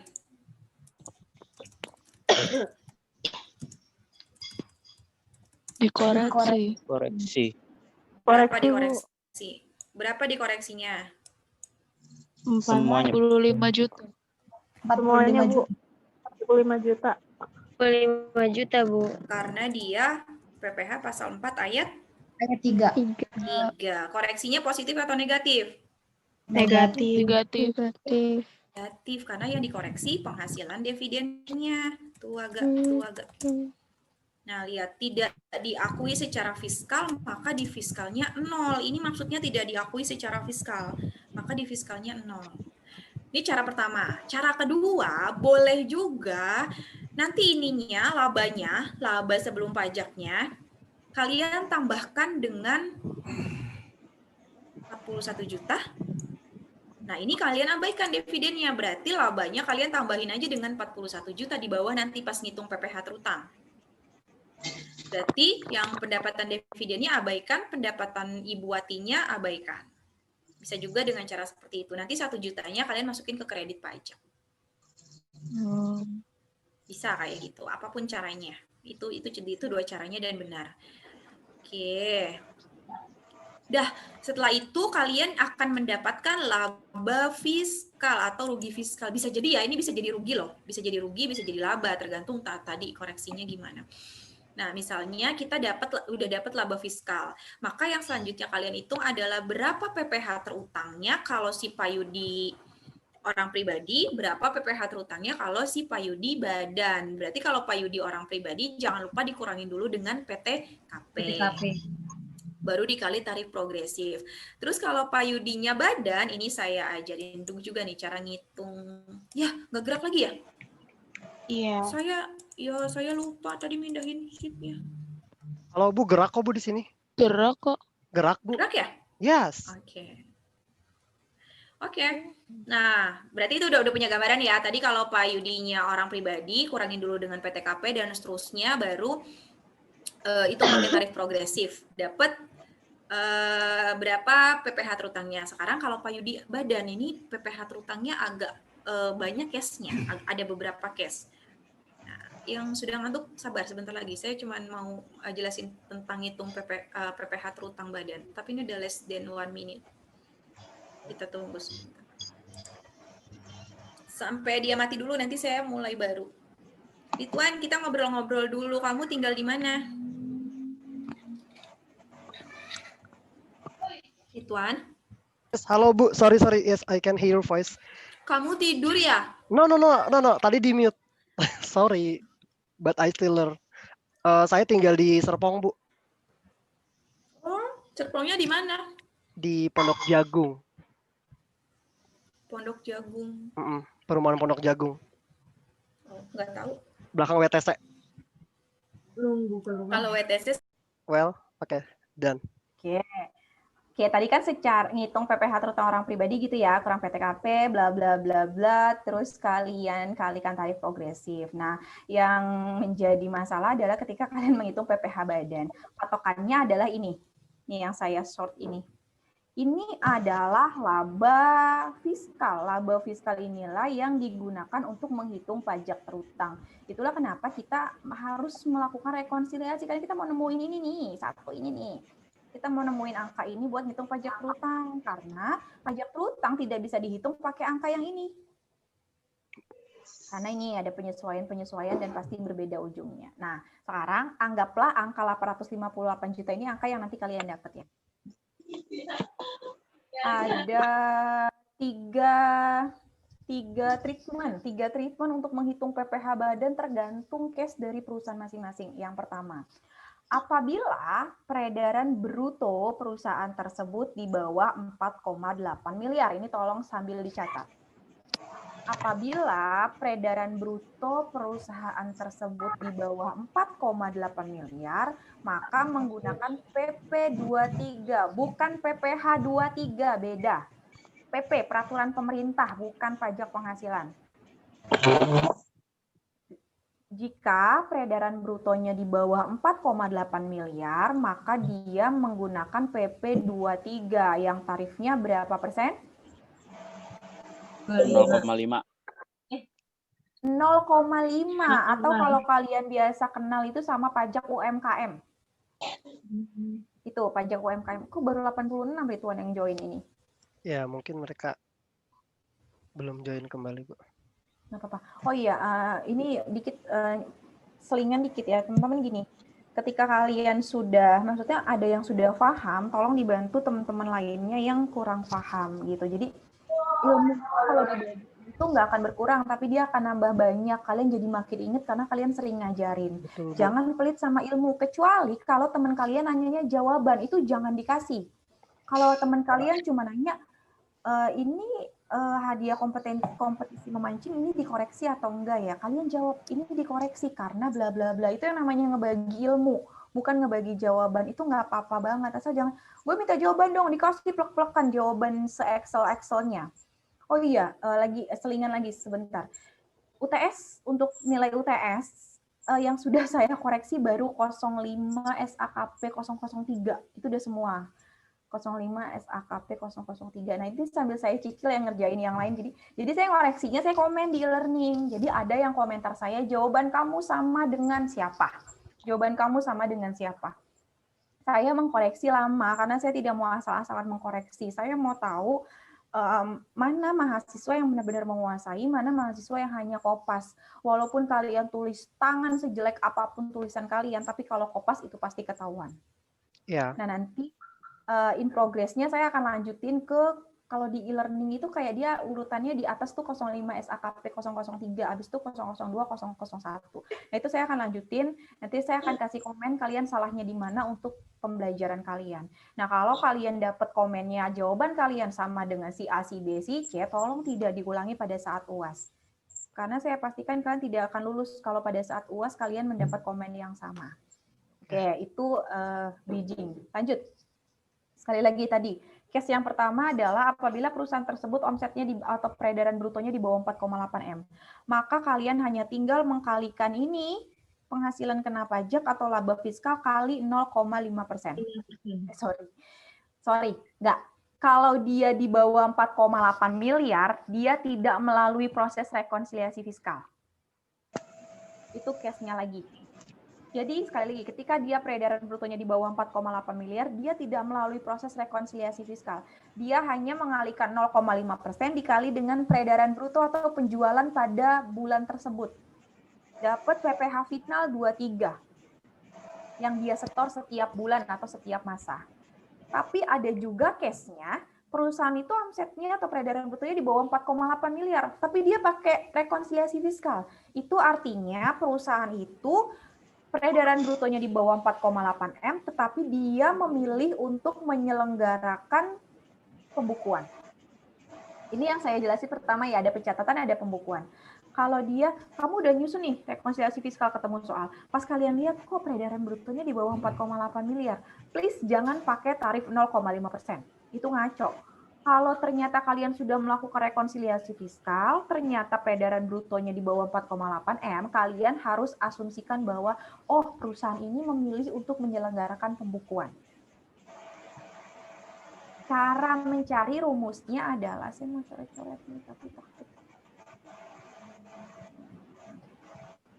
Oke, tadi ya, jika omset sama peredaran bruto tuh sama ya, penjualan bruto kurang dari 4,8 miliar, normalnya adalah mereka pakai 0,5% dikali penjualan atau peredaran bruto.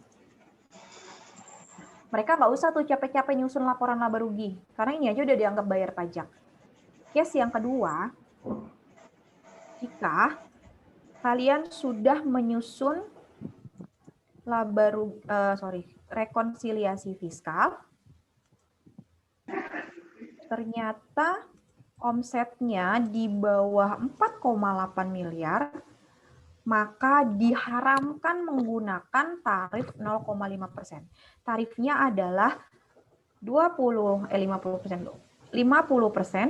dikali 25% dikali penghasilan kena pajak. Penghasilan kena pajak ini sama kayak laba fiskal ya. Kalian tolong jangan bingung sendiri ya. Laba fiskal. Oke. Jadi kalau kalian udah nemu ini nih 858 juta itu namanya laba fiskal, penghasilan kena pajak atau DPP whatever itu sama aja. Kenapa 50%? Ini mengacu pada Undang-Undang PPh pasal 31E, di mana perusahaan akan mendapatkan fasilitas sebesar pengurangan sebanyak 50% dari tarif umum, atau jadi kan ini maksudnya adalah 50%-nya dari 25%, atau sama aja kayak 12,5% dikali PKP. Itu ya. Ini mengacu pada Undang-Undang PPh pasal 31E. Oke. Jadi 50%-nya dari 25% kan 12,5. Case yang selanjutnya adalah jika peredaran brutonya di atas 4,8 miliar, jika peredaran brutonya di atas 4,8 miliar, tapi apanya yang di bawah 50 miliar? Saya lupa. Ada yang ingat? Apanya ya? Jika peredaran brutonya di atas 4,8 miliar, tapi... Kalau nggak salah. Apanya? Aset. No, bukan aset. Ada yang pegang undang-undang nggak? Baca deh pasal 31E.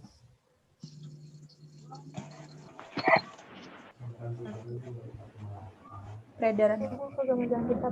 Tapi apanya di bawah 50 miliar? Kalau di atas 50 miliar kan dia nggak dapat fasilitas kan? Kalau dia masih di bawah 50 miliar, dia dapat fasilitas. Tapi 50 miliar itu apa sih namanya? Ya Allah, kenapa lupa? Peredaran bruto bukannya 4,8 M ya? Peredaran bruto. Iya, bentar dulu. Tuh kan dia juga lupa. Kerjaan saya sama suami itu berantemin peraturan. Apa tadi? Pasal 31E. Bentar. Saya mau baca dulu. Oh, astagfirullahaladzim. Gini. Sampai dengan, Bu. Jika peredaran brutonya sampai dengan, kalau kalian pakai bahasa sampai dengan, bingung nggak sih? Saya tulisnya di bawah aja ya. Kalau sampai dengan itu kan di bawah ya. Iya. Ya kan? Kalau sampai dengan itu kan bahasa undang-undang. Kalian takut pusing. Jika peredaran brutonya 50 miliar,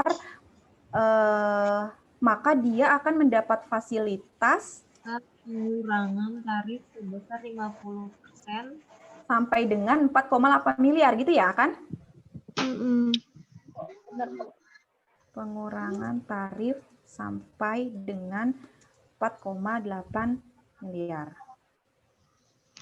Oke. Lanjut, case yang ketiga.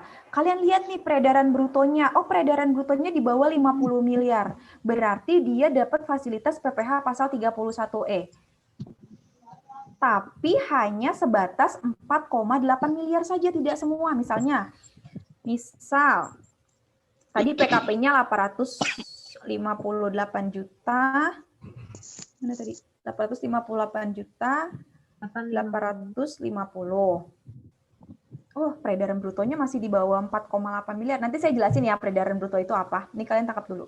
Misalnya PKP-nya 858 juta. Kalian tangkap nih, oh dia omsetnya masih di bawah 50 miliar. Peredaran brutonya masih di bawah 50 miliar. Maka cara menghitung tarifnya adalah yang pertama.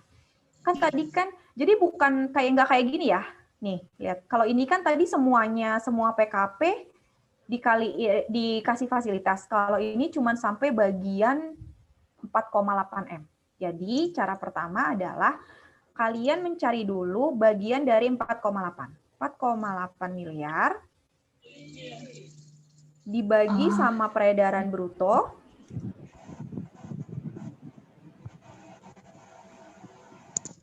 dikali sama penghasilan kena pajak. Koreksi ya kalau saya salah ya. Oh, saya kasih angka deh biar kalian gak bingung. Peredaran brutonya. Besok ngajarnya nggak kemana-mana kan? Besok ngajarnya nggak kemana. Hai Sela, halo. 858, 850, 2 gak. Ini saya pakai rumus aja. 2 gak. Saya mau ngerumus aja. Oke, ini misal ya, nanti kalian dapetin berapapun silakan disesuaikan. Dia pakai case yang mana?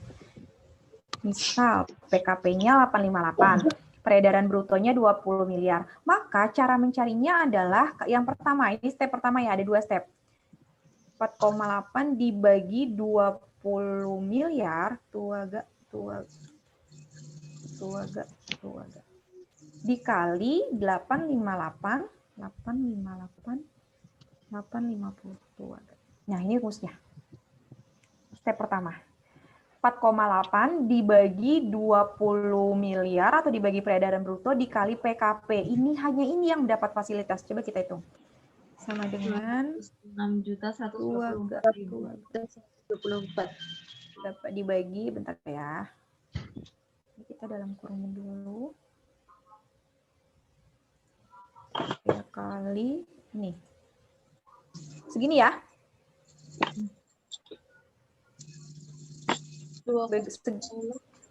Segini benar? Benar. Oke, itu agak.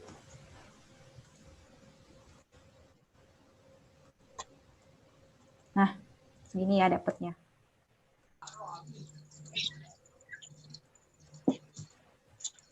Oke.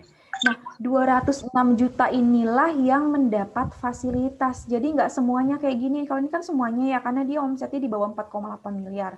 Nah, ini cuman dari PKP 800 juta, cuman 206 yang dapat korting, yang dapat diskon. Oke, berarti kita cari lagi berapa, berarti step pertama lagi 50%, ini masih step pertama, kali 25% kali 206, 124. Yes. Saya mau kali 12,5 aja, jangan pusing ya, sama aja. Oke, yang nggak mendapat fasilitas berapa? Yang nggak mendapat fasilitas berarti 858, 850, 123 dikurang 206, 124. Ya enggak? Iya. Iya, Bu. Nih, berapa? Wing. 652.726. Berarti yang tidak mendapat fasilitas berarti tarifnya 25%. betul. Berarti tarifnya 25%. Maka pajak terutangnya adalah yang mendapat fasilitas ditambah yang tidak mendapat fasilitas. Ini sebelum dikurang kredit pajak ya, saya nggak mau bahas kredit pajak. Abis ini kalian kurang kredit pajak mana yang lebih besar. Nah ini ya, ini case pertama. Ini nanti saya kirim berantakan gini nggak apa-apa ya? Nggak apa-apa, Bu. Ini case kedua. Ya Allah, jangan merah, serem amat sih. Ini case kedua. Ini saya misal ya, nanti kalian dapatnya berapa silakan sesuaikan. Ini saya misal, karena saya belum dapat PKP-nya. Ini sama. Ini case ketiga. Case yang keempat adalah jika peredaran bruto di bawah 50M. Kalau peredaran brutonya di bawah 50M, misalnya PKP, kok di bawah sih, di atas tuh. Di atas. Di atas. Misal PKP-nya sama 858 juta. Peredaran brutonya 55 miliar tuh agak. Oh, ini kurang sih. Kurang satu. Nah, misal kayak gini, maka tarifnya, cara menghitung PPh terutangnya hanya 858, 850, tuh agak dikali 25%. Selesai. Kali 25%. Nah, ini artinya dia tidak mendapat fasilitas apapun.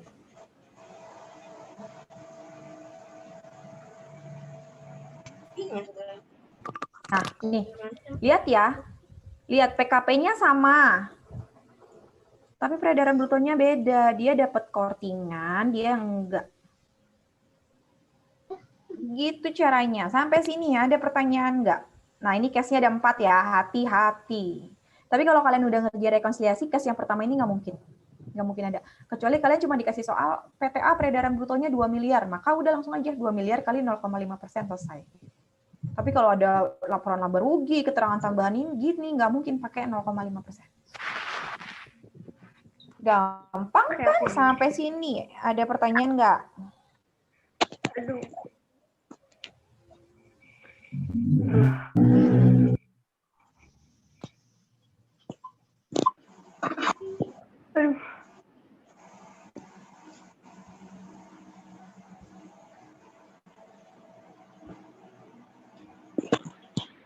Sudah cukup jelas? Ya, Bu. Mantap. Oke. Sekarang kalian tidur. Besok kalian silakan diskusikan lagi dengan kelompok kalian, rapihkan file kalian yang kemarin sesuai dengan apa yang kalian dapat malam ini, rapihkan lalu kirim. Kirimnya gimana ya enaknya? Sebenarnya gini loh, maunya saya tuh dikumpulin ke Ridwan mana Ridwan? Yes, Bu. Halo. Ridwan, kamu paham ngerar kan? Maksudnya sebanyak file terus kamu rar gitu, paham kan? Bisa. Saya, oke. Kalau gitu kan nanti saya mau merepotkan kamu ya Ridwan, tapi ini tidak menjamin nilai A, tolong diingat. It's okay, it's okay. Oke. Ridwan, nanti kan kelompok saya gabung ya. Kamu saya jadikan kepala suku ya untuk menampung semua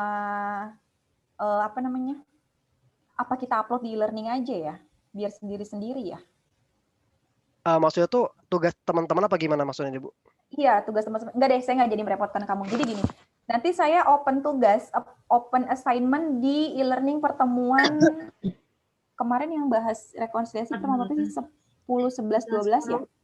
Iya. Biar kalian gampang ingat, saya open assignment, open latihan soal di pertemuan 10.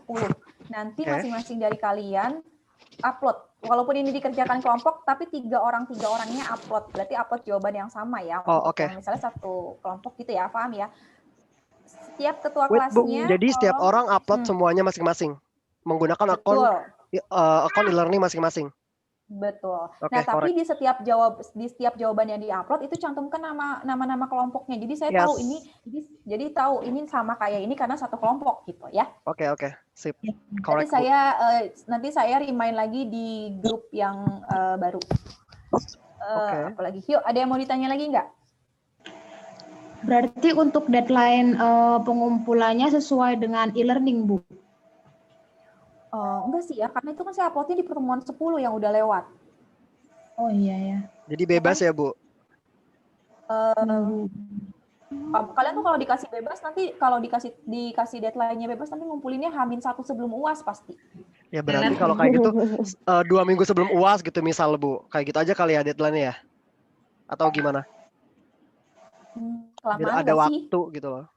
Iya, kelamaan sih Bu, tapi kalau sampai seminggu aja deh, seminggu sejak hari ini.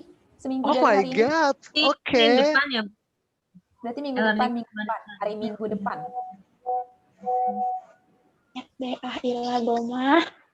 Kenapa terus Dinda? Apa lagi? I believe you can do that. So, pasti kan udah tinggal dikit lagi, tinggal lagi koreksinya. Iya. Ibu saya mau nanya, Bu. Hai, Febriana, silakan. Bu, kalau misalnya untuk PPH badan kan itu ngelihat dari peredaran brutonya ya.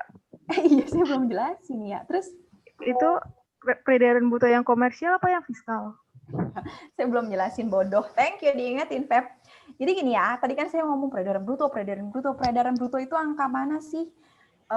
Lagi-lagi ini mengacu pada PMK. Dan lagi-lagi saya lupa PMK. Saya itu otak kanannya agak kurang, jadi nginget angka itu susah. Oh, sama.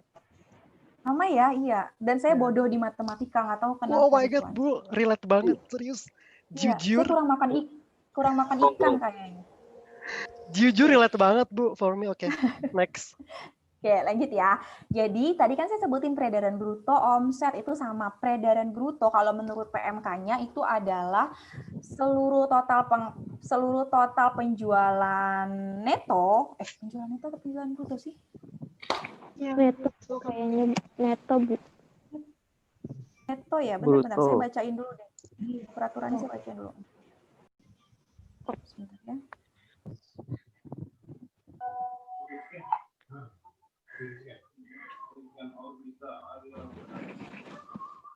Saya lupa, jangan sampai salah karena ini penting. Oke. Karena kalau ini kenapa penting? Karena kalau kalian salah netapin peredaran bruto, pasti kalian berarti salah ngitung ya.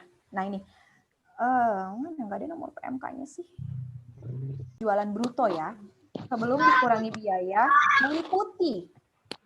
meliputi penghasilan yang dikenakan pajak final, penghasilan yang dikenai pajak tidak bersifat final, dan penghasilan yang dikecualikan dari objek pajak. Berarti kalau kayak gitu ngambilnya dari komersial atau fiskal? Komersial. Betul, komersial. Karena kalau di fiskal yang dua penghasilan itu kan 0 ya. Berarti kalian ngambilnya dari penghasilan dari laba rugi komersial, kalian ambil penjualan bruto, tambah penghasilan yang dikenakan PPh final, tambah penghasilan yang dikecualikan dari objek pajak, sama tambah penghasilan. Oke, saya ulang. Kenapa itu dia? Agak ngegas ya, Bu Siva. Itu tadi kamu. Itu saking semangatnya, Ridwan. Oh, oke, good. Next, Bu. Peredaran bruto sama dengan penjualan bruto ditambah penghasilan yang bersifat final, penghasilan yang dikenakan PPh final, biar kalian nggak bingung, saya bikin kata-kata yang mudah. Ditambah penjualan bruto. Ibu ulang, Bu.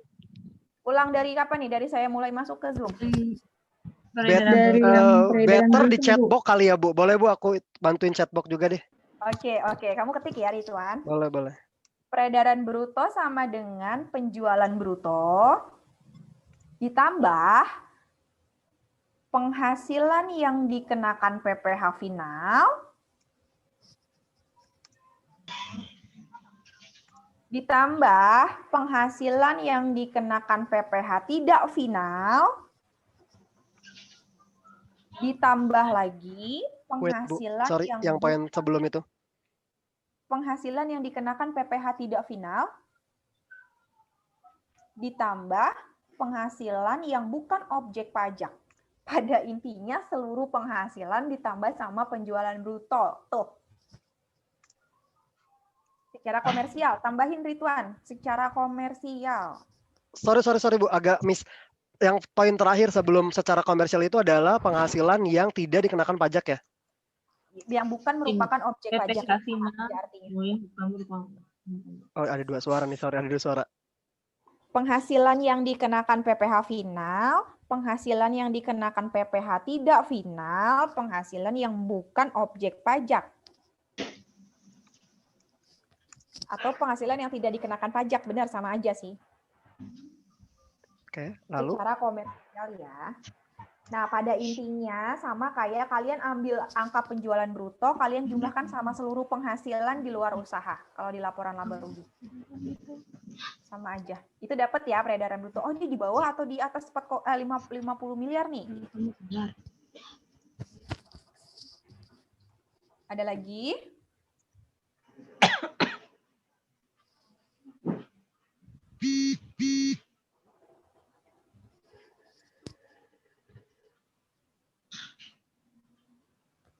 Oke, benar itu ancatnya. Thank you. Ada lagi nggak? Ibu, saya mau tanya. Jihan, yuk. Yang tadi untuk yang penghasilan, yang penghitungan penghasilan kena pajak itu kan yang Ibu Wati itu tadi kan nggak dimasukin ya Bu ya? Betul. Berarti untuk PTKP-nya itu istri bekerja 54 juta cuma satu kali. Bukan 54 jutanya berarti bukan buat istri bekerja, tapi buat si Payudi, buat WP pribadi. Betul, cuma satu kali. Oh, cuma satu kali. Jihan, kamu yang kemarin ikut lomba ya? Saya nonton lo YouTube-nya. Jihan, kamu bukan sih? Iya, keren banget. Saya lihat YouTube-nya. Loh, saya pikir kamu anak keuangan. Ternyata anak pajak. Iya, anak pajak. Kirain anak audit. Kenapa nggak ngangkat tentang pajak, Jihan? Saya merasa dihianati, masalahnya. Kemarin karena temanya itu memang untuk publik sih Bu, akuntan publik. Iya, malah saya pikir, oh ini anak audit kali, atau ini anak keuangan kali ya, gitu. Ternyata kamu anak pajak. Coba cari lomba lagi yang terkait dengan pajak, Jihan. Iya, Bu. Oke. Ada lagi nggak yang mau ditanyain? Ini sebenarnya akan lebih seru kalau saya lanjut ke pengisian SPT, tapi kayaknya bukan jatah saya, karena nanti kalian ketemu sama praktikum pajak itu, jadi udah ada rekonsiliasinya, kalian tinggal masukin ke SPT, gitu, lebih ke teknisnya. Mudah-mudahan dapat dosennya yang memang mau menjelaskan sampai ke sana, gitu. Amin. Gini ya, terkait dengan rekonsiliasi ini saya kasih tahu ke hampir semua kelas yang saya ajar terkait dengan rekonsiliasi fiskal. Waktu itu mungkin saya pernah jelasin, untuk jangka pendeknya kalian harus menguasai ini karena kalian akan dihadapkan dengan uji kompetensi. Tapi untuk jangka panjang di dunia kerja, kalau kalian levelnya staff, itu kalian agak nggak mungkin sih memegang ini, karena ini biasanya diserahin sama konsultan pajak atau manajer up biasanya. Mungkin kalian hanya disuruh collect dokumen-dokumennya aja gitu. Oke, 10 menit kita ngobrol-ngobrol aja. Tapi rekonsiliasi fiskal, kalau kalian kok gue masih nggak nyambung ya gitu, itu nggak apa-apa. No problemo sama sekali, karena dulu saya itu dulu D4 perpajakan di Sekolah Tinggi Perpajakan Indonesia. Saya belajar rekonsiliasi fiskal lebih lama daripada kalian. Kalau kalian cuma 1 semester, saya itu rekonsiliasi fiskal tuh sendiri dia. Ngomongin PPh badan itu sendiri. Ada akuntansi pajak praktikum, ada akuntansi pajak teori. Itu satu materi itu 3 SKS. Nah itu pun saya sampai lulus itu nggak ngerti. Padahal sedalam itu saya belajar. Tapi memang levelnya agak lebih susah di saya karena saya lebih banyak, karena saya kan D4 ya, D4 itu lebih ke vokasi. Jadi dari saya semester 1 itu dicekokinnya udah langsung sama pajak gitu. Nah, itu pun saya sampai lulus saya masih nggak ngerti, percaya atau nggak percaya. Saya ngerti itu baru sekarang ini ketika saya banyak ngajarin, ketika orang banyak tanya, saya ternyata searching, oh ternyata banyak kok yang saya belum tahu gitu. Saya banyak ngajarin orang, saya banyak cerita ke orang, saya banyak ngasih tahu ini dapetnya dari mana segala macam. Itu baru saya bisa, oh ternyata cuman seperti itu. Nah, akuntansi pajak saya ini adalah satu-satunya mata kuliah yang nilainya C di transkrip nilai. Jadi buat kalian yang misalnya belum paham, apalagi pembelajarannya daring kayak gini, jangan merasa bodoh, jangan merasa on. Tapi ya udah, emang wajar gitu. Asal usaha kalian balance ya. Kalau usaha kalian sudah segitu kerasnya, terus kok gue nggak paham ya, kok gue nggak ngerti ya, it's okay, nggak apa-apa gitu. Karena saya juga dulu kayak gitu.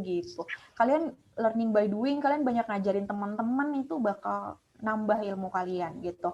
Nah, saya harap apa yang saya berikan malam ini terbatas dengan ruang dan waktu, mudah-mudahan bisa ditangkap semaksimal mungkin. Sekali lagi, kalau kalian nggak paham, nggak apa-apa banget. Kalian mau tanya ke saya, boleh banget. Boleh tanya teman-teman yang suka japri saya kalau balas WA tuh cepet. Karena kerjaan saya tuh di WA semua, jadi saya standby gitu. Dan saya nggak betah kalau ada notifikasi WhatsApp, oh ternyata dia belum terbalas gitu. Sebisa mungkin saya balas, tapi kalau misalnya saya nggak balas, mungkin kelewat atau mungkin saya udah buka, ternyata ada kerjaan lain, saya lupa gitu. Itu boleh di-remind, Bu, mohon maaf, ini penjelasannya seperti apa gitu. Dan nanti dengan digabungnya WhatsApp group, saya harap lebih rame dalam arti kalian ayolah bertanya gitu, karena dari awal kali saya ketemu, saya kirimin voice note segala macam, saya kirimin video, lihat grup WhatsApp-nya sepi-sepi aja, cuman baik Bu, oke Bu, terima kasih Bu. Tapi setelah saya kasih latihan soal baru banyak nanya. Gitu, saya maunya kayak gitu setiap saya kirimin. Terus gini, terkait dengan e-learning, mumpung ada berapa partisipan? 85. Wah, 15-nya tidur nih kayaknya. Mumpung ada 85 orang yang masih standby. Untuk e-learning, please pertanyaan itu jangan dicari. Misalnya nih, saya tahu deh gelagat-gelagat kalian. Lagi ngebahas PPH pasal 4 ayat 2. Pasti kalian googling pertanyaan tentang PPH 4 ayat 2. Lalu kalian pindahkan ke e-learning. Benar banget, Bu. Oh my God, Bu. To be honest itu kayak yang relate banget, Bu. Agree. Iya, ya, itu kita manusiawi lah sebagai mahasiswa, maybe. Enggak manusiawi itu. Itu mungkin cara ninja kali ya, Bu. Kenapa sih harus kayak gitu? Iya, kenapa harus kayak gitu? Instan, Bu. Iya, saya udah ketebak ini pasti nyari materinya apa, kalian pasti searching di Google. Nanti ketemu jawaban orang, pertanyaan orang, kalian kopas. Kalau pertanyaan aja kalian kopas, gimana jawaban? Coba. Yes. Oh my God. Kopas lagi, Bu. Iya, makanya itu udah kebanyakan banget. Jadi gini ya, sekali lagi pertanyaan itu tidak dicari, tapi setiap ada periode e-learning, kalian dari modul timbul pertanyaan apa di otak setelah baca, itu yang kalian ungkapkan di e-learning. Itu baiknya seperti itu. Kalau ternyata ada hitung-hitungan, kalian capture. Bu, ini dapat dari mana ya? Saya gampang jawabnya daripada cuman apa yang teman-teman, Ibu selamat siang, apa yang dimaksud dengan PPH 4 ayat 2? Kalau saya tanya balik, kalian nggak mungkin balik lagi, saya rasa ke e-learningnya. Kalian cuma ninggalin jejak, oh ada tapak kakinya, berarti dia hadir, udah hilang. Bu, sorry dong tanya. Sorry banget terkait e-learning, mungkin beda dari di luar pembahasan pajak, mohon maaf. Kalau e-learning tuh jujur kalau saya biasanya ketika dapat feedback dari dosen tuh suka enggak kelihatan gitu, Bu. Kalau mungkin kalau di dosen mah kelihatan ya, Bu, atau ada notif gitu ya di learningnya. Atau teman-teman juga sama? Enggak, saya meritilin dari atas sampai bawah. Oh oke. Berarti sama ya, Bu. Aku juga sama, Bu, meritilin gitu loh, ngecek satu by one gitu loh, cek lagi ternyata. Oh, berarti sistem Unpamnya belum ada ya, Bu? Yes, berarti ini bisa saya jadikan masukan ke pihak LP3, karena saya emang agak sering berhubungan juga sama pihak LP3 bahwa akan lebih baik dikasih notifikasi, misalnya Aditya Putri Pratiwi menanggapi komen kalian gitu ya. Setuju, Bu, betul. Soalnya kadang-kadang kita nggak tahu nih si dosen komentarin kita atau enggak ya. Kadang-kadang kita tungguin, oh enggak. Pas besoknya, pas udah selesai e-learning lah, di komen dosen kan agak creepy. Oke, siap. Jadi masukan juga. Thank you. Kalau perlu ada bunyi di handphone ya. Iya, Pasti kalian mute kalau kayak gitu. Enggak sih, better lebih kayak ketika kita sedang online ketahuan ya di notif gitu kan. Siap, saya sampaikan nanti. Terus ya ini ya, balik lagi ke yang tadi. Sekali lagi kalian tuh baca modulnya dulu. Kalau saya kirimin voice note tolong didengerin dulu. Terus kalau saya kirim screen recorder kalian lihat dulu. Ntar pasti timbul pertanyaan. Jadi pertanyaan tuh bukan diubek-ubek di Google, bukan nyari di Google, tapi dia datang sendiri. Ini maksudnya apa ya Ibu? Ini dapatnya dari mana ya angkanya? Itu yang kalian tanyain. Jadi saya enak jawabnya gitu. Oke, siap. Jadi dibaca dulu, kemudian dengarkan. Aja, paling learning begitu lagi. Baby setelah ini mungkin enggak deh Bu. Setelah ini kayak ada pencerahan gitu loh, ada insight yang masuk buat, oh bener juga ya gitu. Harus seperti itu. Iya, dan ini untuk semua dosen ya, tidak hanya ke saya. Agar e-learning itu berkualitas. Kalian tuh jangan cuman, kalian tuh berkoar di media sosial. Ini e-learning nggak oke, e-learning nggak efektif, segala macam. Padahal pertanyaan macam apa yang kalian ajukan di e-learning? Iya. Saya males lah ngejawab apa yang dimaksud dengan PPH 4 ayat 2, apa objek PPH 4 ayat 2, saya pasti balas baca undang-undangnya, saya balasnya kayak gitu. Saya sering lihat Ibu komen gitu Bu, baca lagi. Iya emang, males saya jawab pertanyaan yang jawabannya udah kalian tahu, sebutkan objek PPH yang ada di dalam pasal 4 ayat 1, ya baca aja 4 ayat 1-nya, kenapa ditanya-tanya di e-learning? Saya nggak akan tuh jawab pertanyaan kayak gitu. Ya, ada lagi ya? Yang mau curhat? Tasya happy banget kayaknya Tasya. Ekspresinya happy banget subhanallah. Jadi sarang heo. Kayaknya Ridwan sekalian. Ridwan kamu jomblo ya? Betul sekali Bu. Pantesan kamu senang banget grup akan saya gabung. Ya enggak kan, I'm single, I'm very happy gitu Bu. Oke. Bu. Boleh Jihan. Saya mau tanya tapi ini dari Lubuk hati. apa masih pajak ya Bu ya? Oke. Untuk yang itu Bu, apa PPH badan, WP badan. Nah itu untuk perhitungan yang kredit pajaknya itu yang dikreditin PPH 22 saja atau gimana Bu? Oke, saya dari kemarin juga jelasin. Oke, thank you, pertanyaannya bagus Jihan. Yang dikreditin adalah semua jenis PPH kecuali PPH final. Kalau PPH final itu kan PPH yang tidak bisa dikreditkan. Itu pengertian yang kalian tahu. Berarti ada PPH non final. PPH final itu kan yang 4 ayat 2, sewa, jual tanah, jual gedung, dan seterusnya. Nah, tapi kalau misalnya kredit pajak itu apa, Bu? Itu berarti semua PPH yang bukan final yang bisa dikreditin. 21, 22, 24 jika ada, 23, dan seterusnya. Gitu, Jihan. Oh, iya, Bu. Kalian masih ingat nggak kalau misalnya Pak Yudi ini saya tambahin soal, Pak Yudi ini punya usaha juga di luar negeri, punya keuntungan juga di luar negeri. Kalian masih ingat cara mencari PPH 24-nya? Masih. Mantap. Wow, saya percaya. Mantap. Nanti saya coba. Nurlisti luar biasa. Oke, sudah less than 1 minute, biar kita close. Oke, less day. Oke ya, sudah ya. Oke, Baningrum. Jadi, astagfirullahaladzim, Ridwan. Kamu julid sih. Enggak, biar kita share itu aja Bu, biar happy gitu. Jadi kan biar nggak jenuh nih, abis selesai Zoom meeting kita happy gitu loh. Oke, sumpah. Oke, saya mau di grup nanti yang baru serame ini ya Ridwan, kamu pancing kehidupan lah. Seperti itu. Biasa kalau misalkan aku sudah berbicara, ya teman-teman tuh kayak langsung ada antusias untuk berbicara juga gitu loh. Ya, oke, saya percaya. Saya tunggu buktinya. Yes, oke, teman-teman, kalau masih ada pertanyaan atau nanti lagi ngerjain ada pertanyaan, tolong sampaikan di grup WhatsApp biar teman-teman yang lainnya